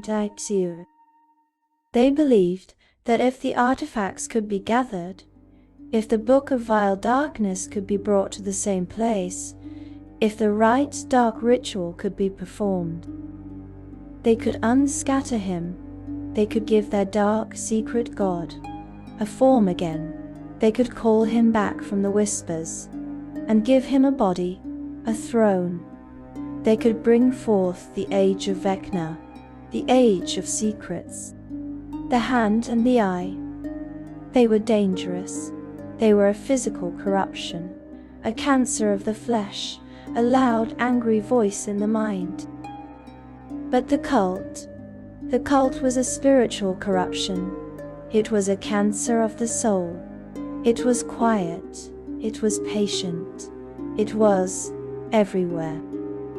It was the polite, unassuming librarian who knows exactly which forbidden book you are looking for. It is the king's most trusted advisor, whose advice is always so cold, so logical, so ludless. It is the beggar in the street, his eyes seeing, his ears hearing. Everything. Vecna's spirit was alive. It was growing. It was no longer just an idea. It was a faith, and it was biding its time. The spirit of Vecna was a beacon. A beacon of cold, dark, malignant will. Cheese. His hand, his eye, his cult, his book. All of these pieces scattered across the worlds, across the plains, pulsed with his singular, paranoid, ambitious consciousness. He was a cancer, a spiritual infection, a shattered god, whispering from the shadows. And such an evil, such a profound, unique, and God-aspiring evil, does not go unnoticed. There are forces in the multiverse, forces between the worlds, not gods, not fiends, something else, something cold and ancient, and where we call them the dark powers, and they are collectors. They are the jailers of the damned. They watch for souls, for monsters of such singular, horrifying evil that they stand apart. And when they find one, they offer, they reach out with coiling, spectral tendrils of mist. The mists of Ravenloft. They seek out the dark heart, and they give the monster exactly what it thinks it wants. They give it a kingdom. They make it a lord, a dark lord, a dark lord. And in doing so, they forge a perfect, inescapable cage. The spirit of Vecna, shattered, whispering, and still burning with the desire for godhood, was just such a soul. The dark powers saw him, and they took him.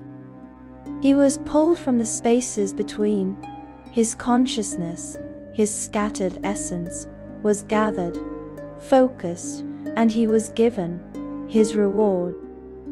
He was given a domain of dread, a personal pocket dimension of a world, crafted entirely from him.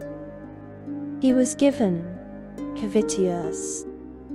Picture it, not a world of trees and sun, no, a realm of grey, endless ash, a sky the color of a fresh bruise, with no sun, no moon, no stars.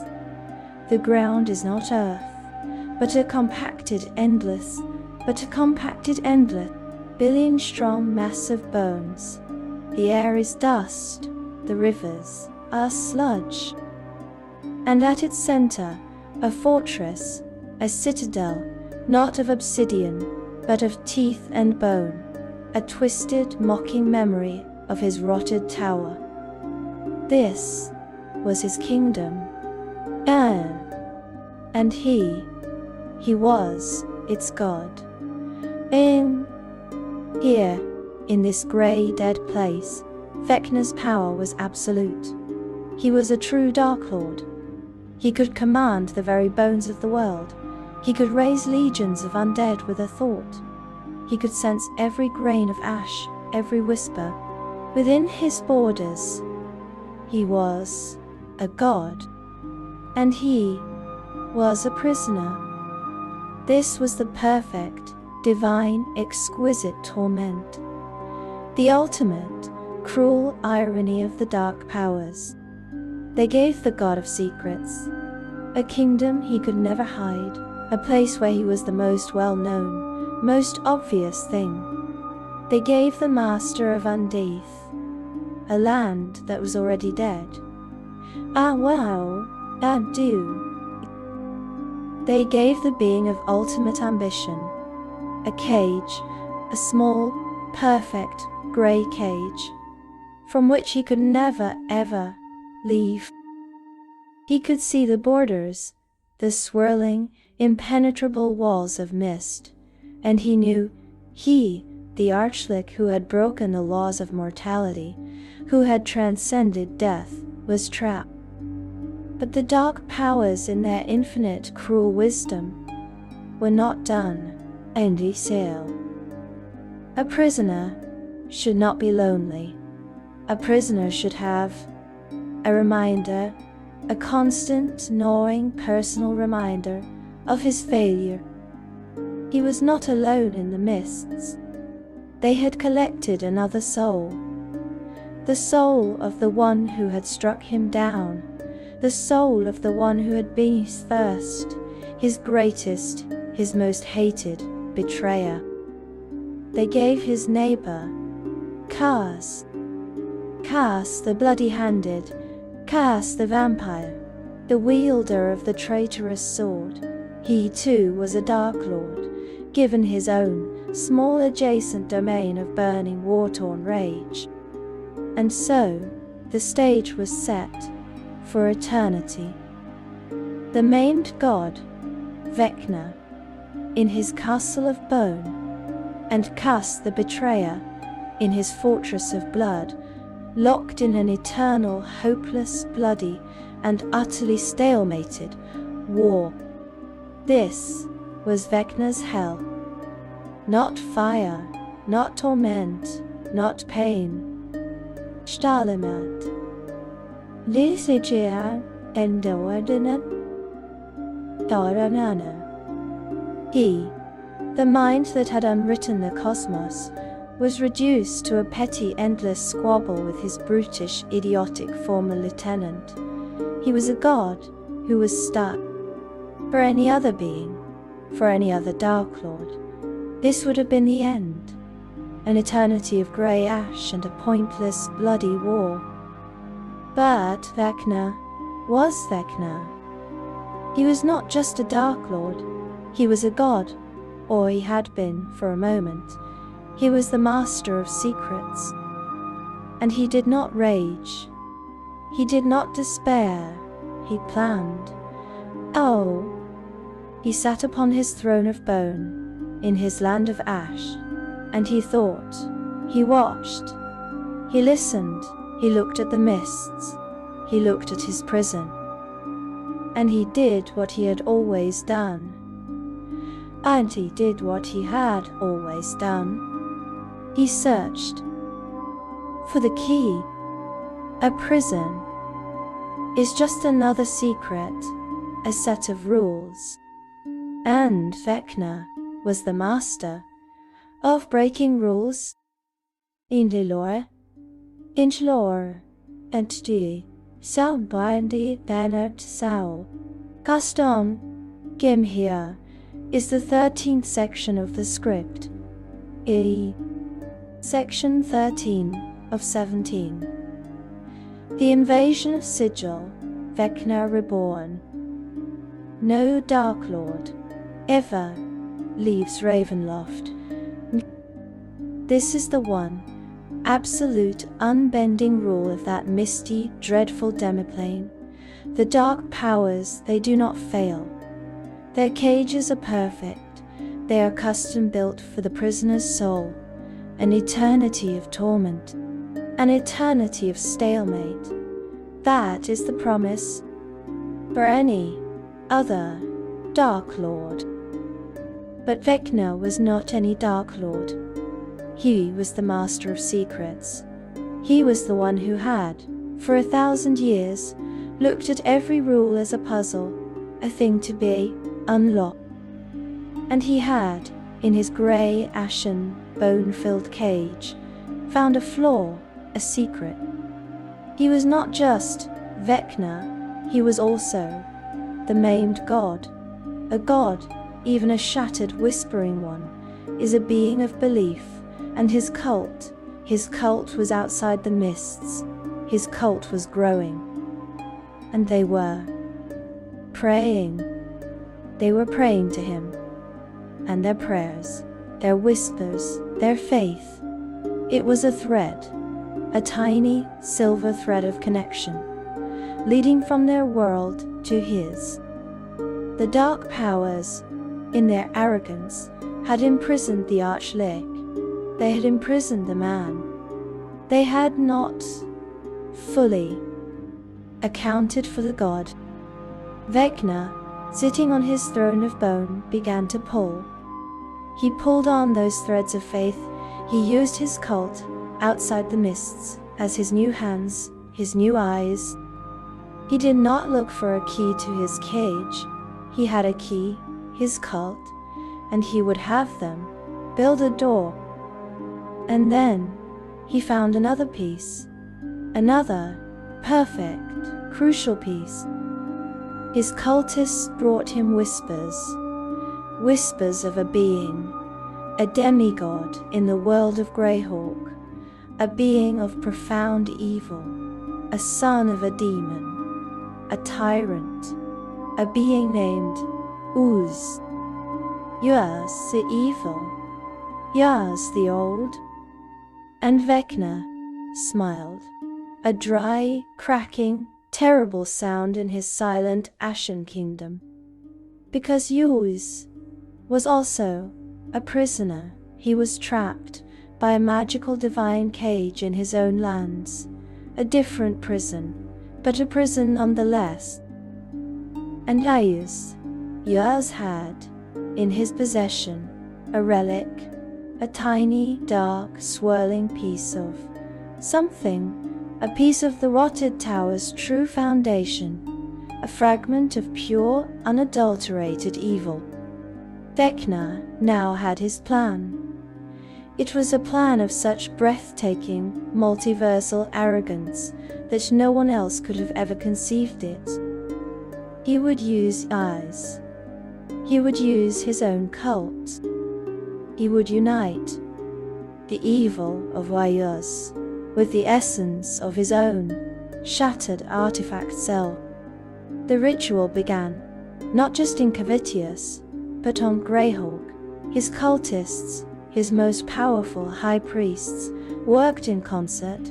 They performed a ritual that would create a conduit, a link. Vecna, from his prison, reached. He reached through the mists, through the plains, and he touched the trapped demigod Uz. And he offered him a share of his own divine power. He offered him godhood. It was a lie, a beautiful, perfect lie. Uz, in his arrogance, accepted.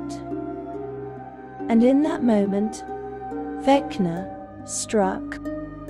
He did not share his power, he drained it. He used the ritual, the artifact, the link, and he pulled.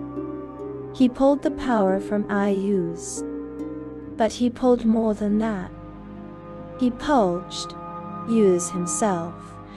He pulled the demigod, his power, his essence, into Ravenloft, into Cavitius. The dark powers were confused. This was not part of the plan. And as the essence of Use, a true demigod, crashed into the essence of Vecna, the Dark Law, the cage broke. The power of Use, combined with the divine spark of Vecna, was too much. The mists tore. Vecna, for one brief, triumphant moment, had escaped, but he was not free. He was adrift. He was in the space between the planes. His essence, now horribly merged with the screaming, furious, and trapped essence of Use, was unstable. He needed an anchor. He needed a center. And in the entire churning, infinite multiverse, there is only one true center, one place that connects to all other places. Sigil, the city of doors. A city at the top of an infinitely tall spire. A city shaped like a torus, a ring floating in the center of the Outlands. A city ruled by no god, no demon, no king. A city ruled by the Lady of Pain.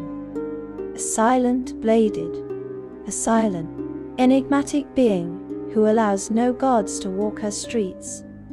To do so is to die. This was Vecna's target. He, in his merged, chaotic, godlike form, tore a hole in reality, and he invaded Sigil, the one place no god can go. And he lived.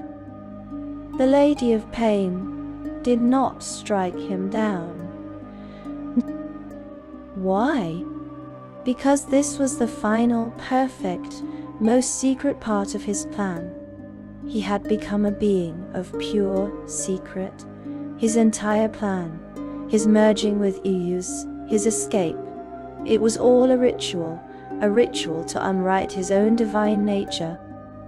He did not enter Sigil as Vecna, the god. He entered as Vecna, the secret of how to kill a god. He had become a living concept, a living ritual. He was the answer to a question, and he had hidden that answer inside himself. He was the ultimate secret, and the Lady of Pain, the ultimate guardian of secrets, could not touch him. He was immune. He had done it. He had outwitted the dark powers. He had outwitted the gods. He had outwitted the Lady of Pain herself. He was in the City of Doors, the center of the multiverse. And from here, he could open a door anywhere. From here, he could rewrite reality. And still, he was in the heart of the multiverse, the one place that held the keys to everywhere. Sigil, the City of Doors. From his new unholy throne, Vecna, the merged, chaotic, and ascendant entity, looked out over the impossible city. He saw not buildings and people, but keys and locks. The entire city was a machine, a cosmic engine for traversing reality. And he was the only one who had dared to seize the controls. His plan, the one he had been formulating since his cold, patient days in the grey ash of Cavitius, was now at its climax. He did not just want to rule the multiverse. That was small. That was the dream of a mortal king, of a petty demon. He did not just want to join the pantheon. That was the dream of an apprentice, to join the very gods he despised, to become one of the liars, the hoarders. No, he wanted to remake it. He wanted to erase it all, to unravel the entire, flawed, chaotic, unjust tapestry, and reweave it from scratch. A new multiverse, a Vecnaverse, a reality built on his philosophy, a reality where he was the one, true, and only God, a reality where secrets were the only law, and he was the only knower. And in Sigil, in the heart of the city of doors, he found the tool to do it. He was in the center of the multiversal web, and he began to pull on the threads. He used his power, the power of secrets, to alter reality. It started small, a change in history, a whisper sent back through time, a hero who never found the sword, a king who made the wrong choice. He began to edit, to delete. He reached, with his new, godlike consciousness, across all the planes. He touched the minds of mortals, of kings, of other gods, and he began to change them. He did not fight them. He infected them. He infected them with his paranoia. The gods of goodly pantheons, they hesitated. They looked at their allies, and they saw rivals. They saw hoarders. They began to distrust one another. They began to pull back, to hide their own secrets. The very fabric of trust, the faith that held the good side of the multiverse together, began to rot. Vecna, thus winning. He sat in the center of Sigil, a being of pure, ascendant, malignant will. He had, through his ritual, through his daring, through his sheer, unadulterated, 900-year-old arrogance, done it. He had absorbed the demigod years.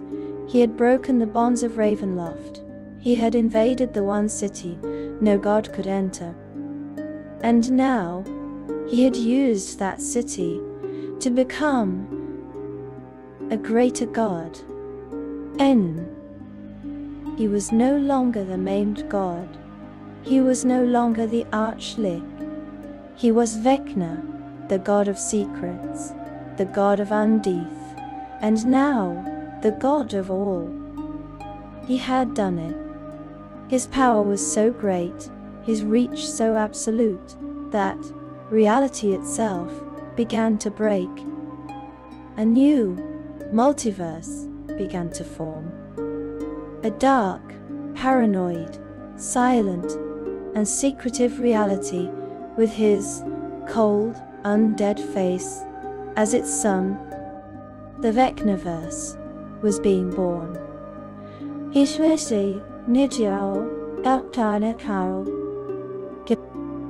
But a plan so perfect, so clever, so arrogant, it has one tiny, microscopic flaw. He was the god of secrets. He had become the ultimate secret. And what is the one weakness of a secret? It can be told.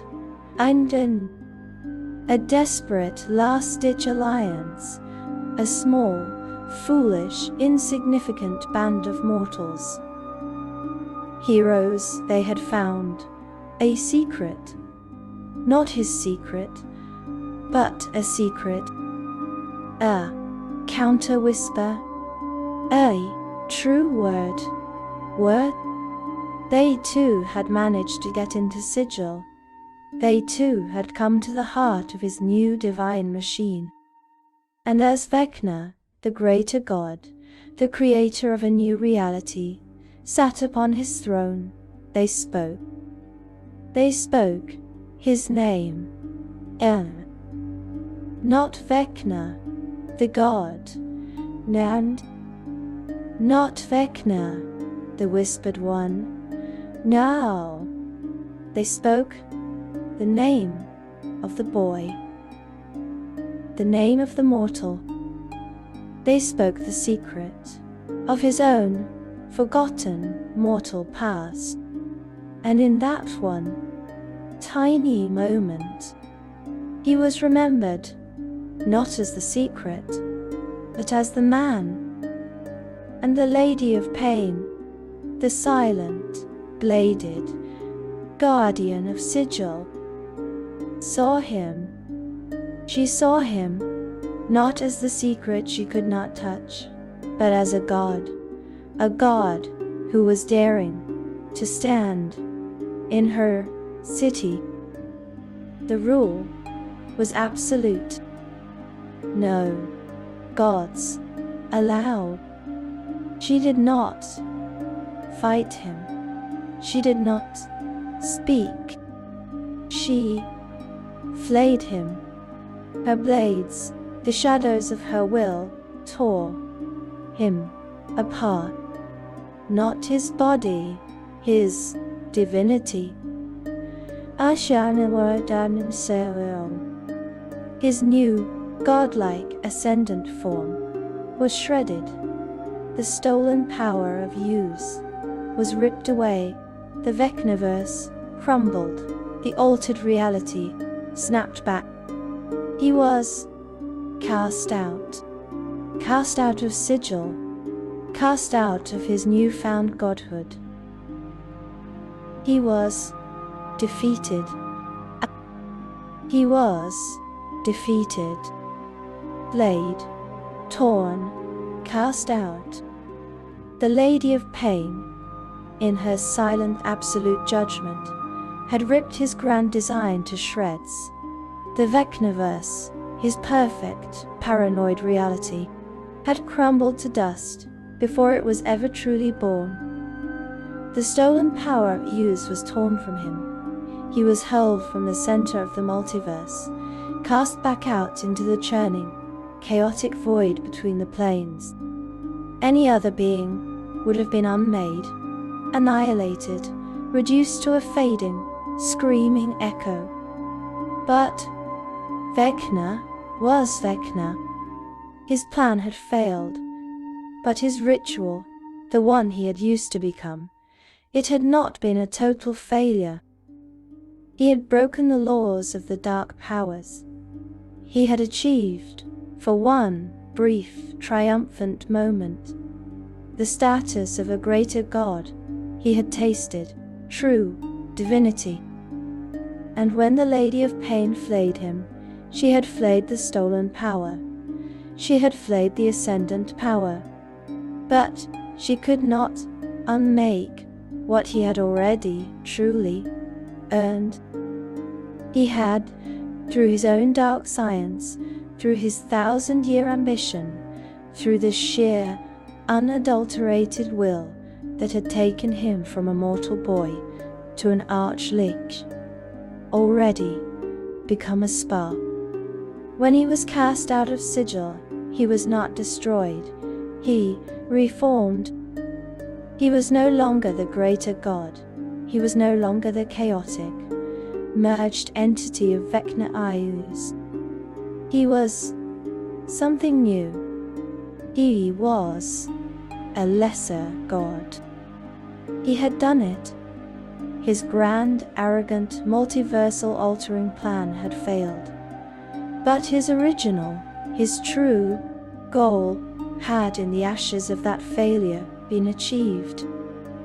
He could no longer be truly killed, not by mortals, not by heroes, not by the petty machinations of other, lesser beings.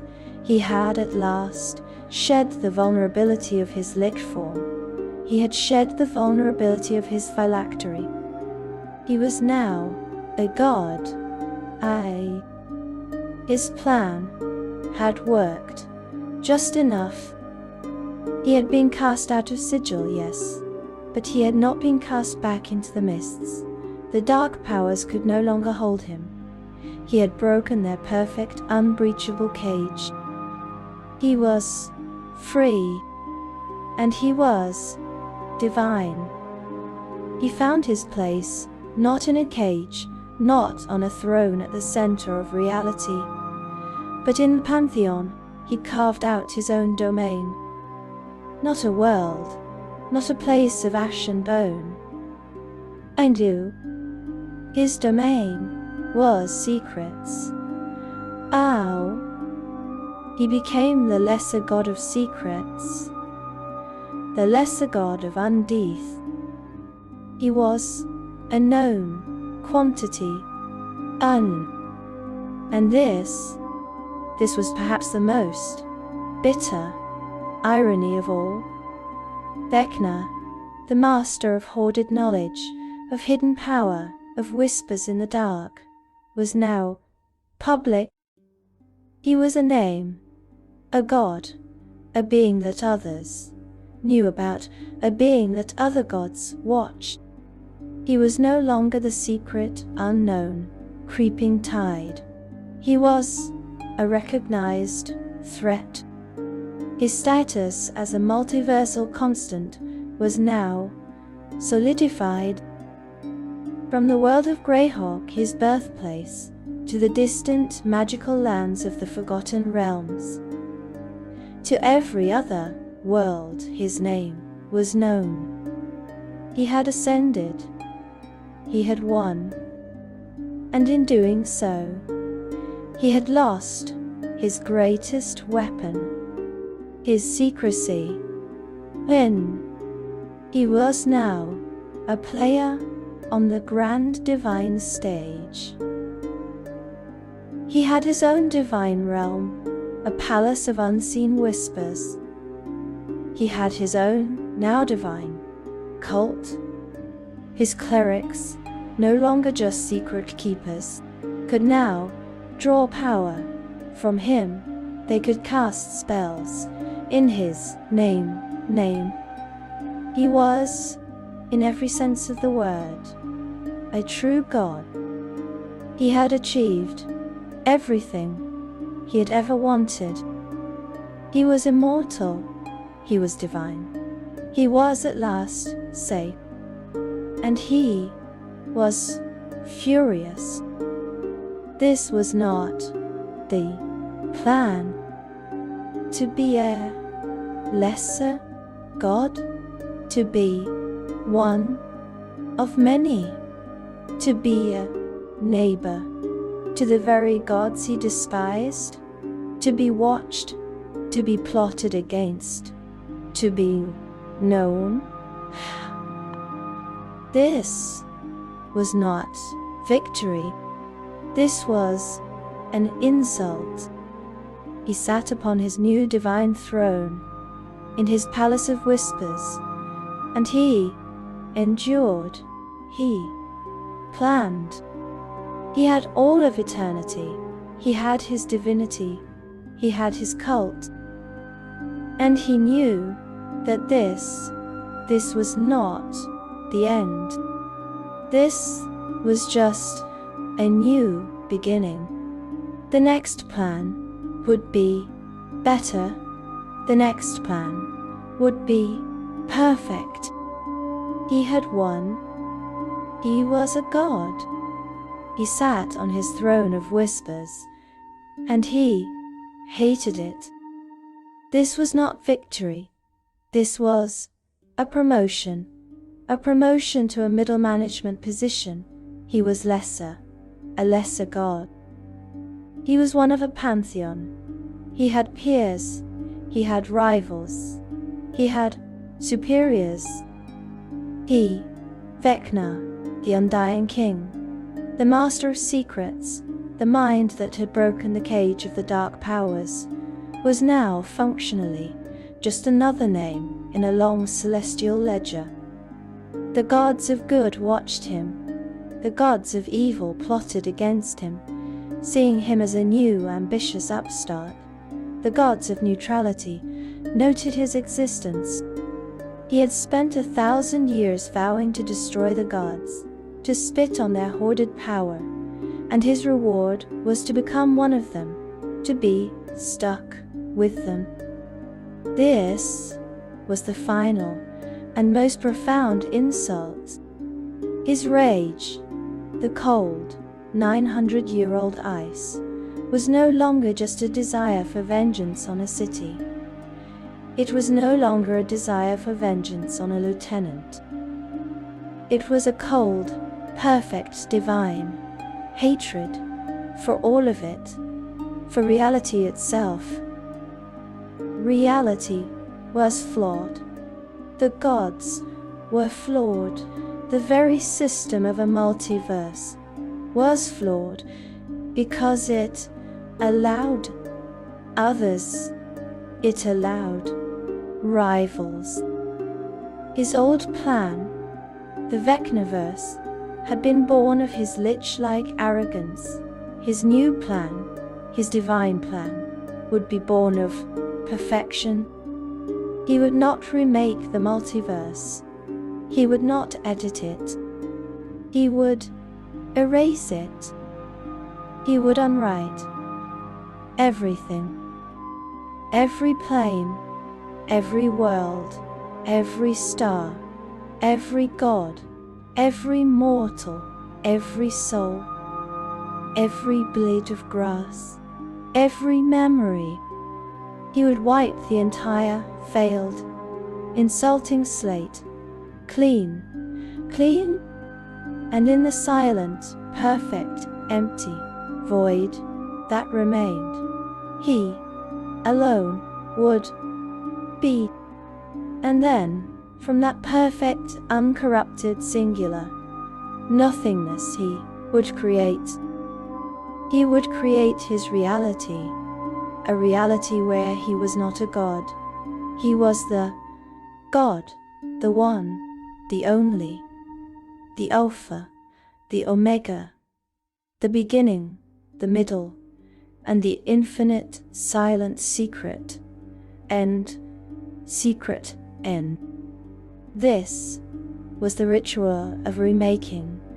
And as highs, Ishachidium, and in a small. He had learned, oh, how he had learned. He learned from Cass that a physical weapon, a lieutenant, can be turned.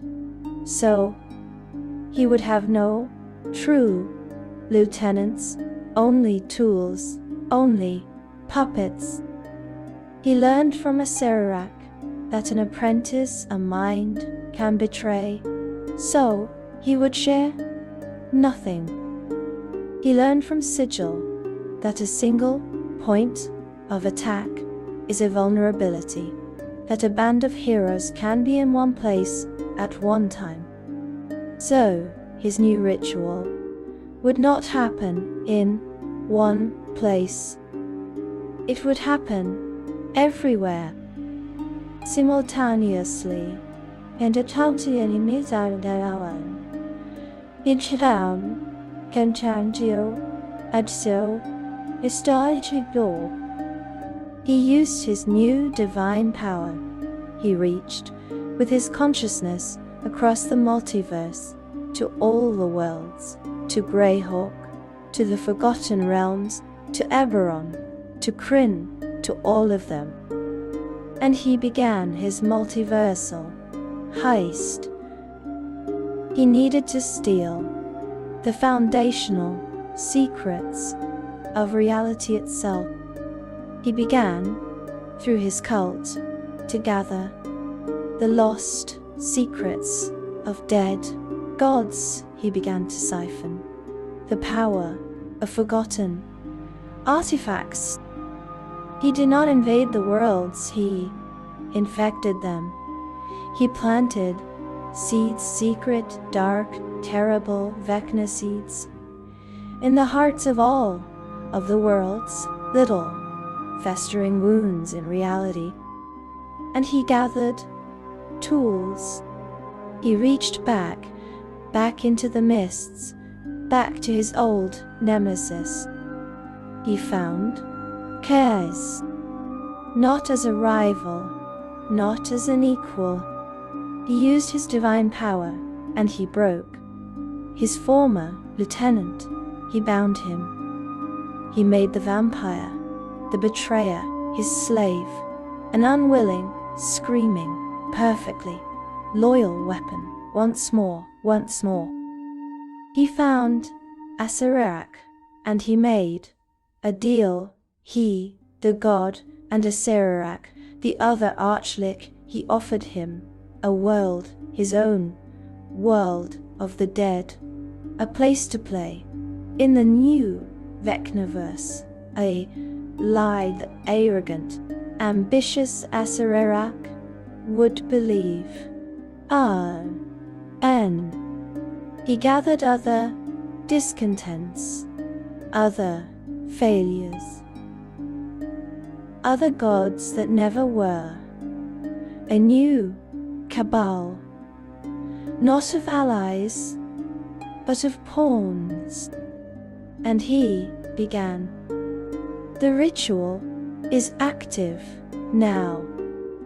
Across the multiverse, his magic is working. The worlds are unraveling. History is fraying. The gods are forgetting their own secrets. The sky on 100 worlds is darkening. The eve of ruin is not coming. It is here.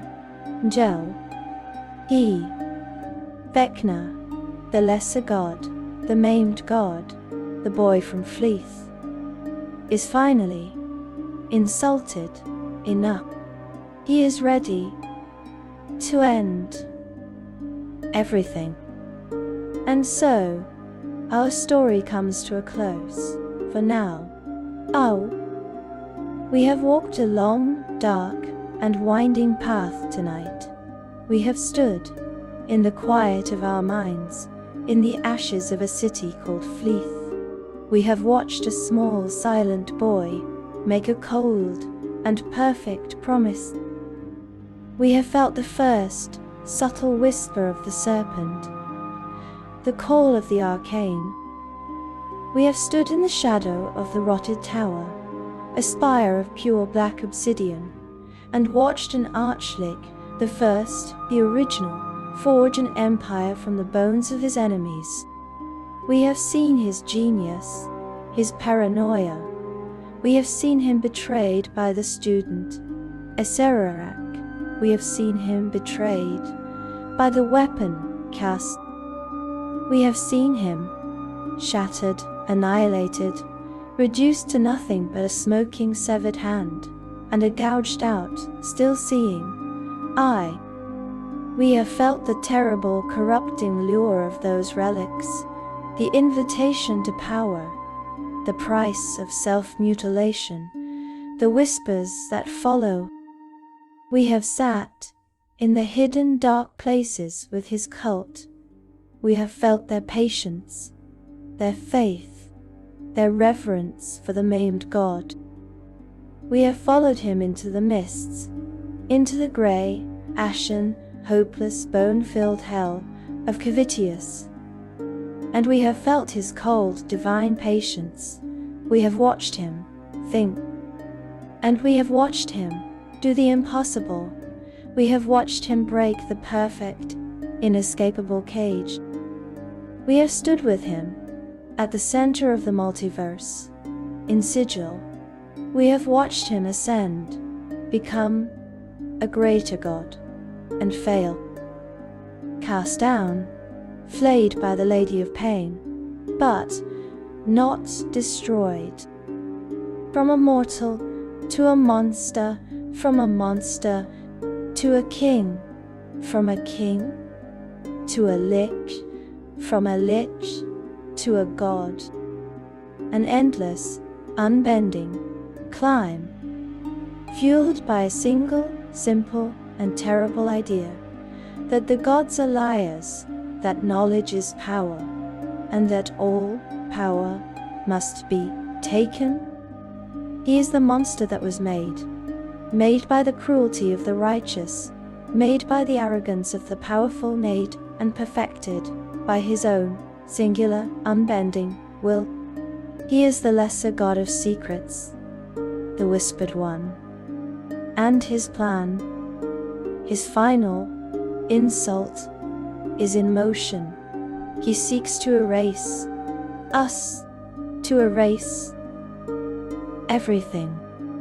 But there is one last terrible secret, one final chilling thought to leave you with here in the dark. We have spent this night sharing his story. We have catalogued his life, his failures, his ambitions. We have, you and I, been trafficking in the secrets of the God of Secrets.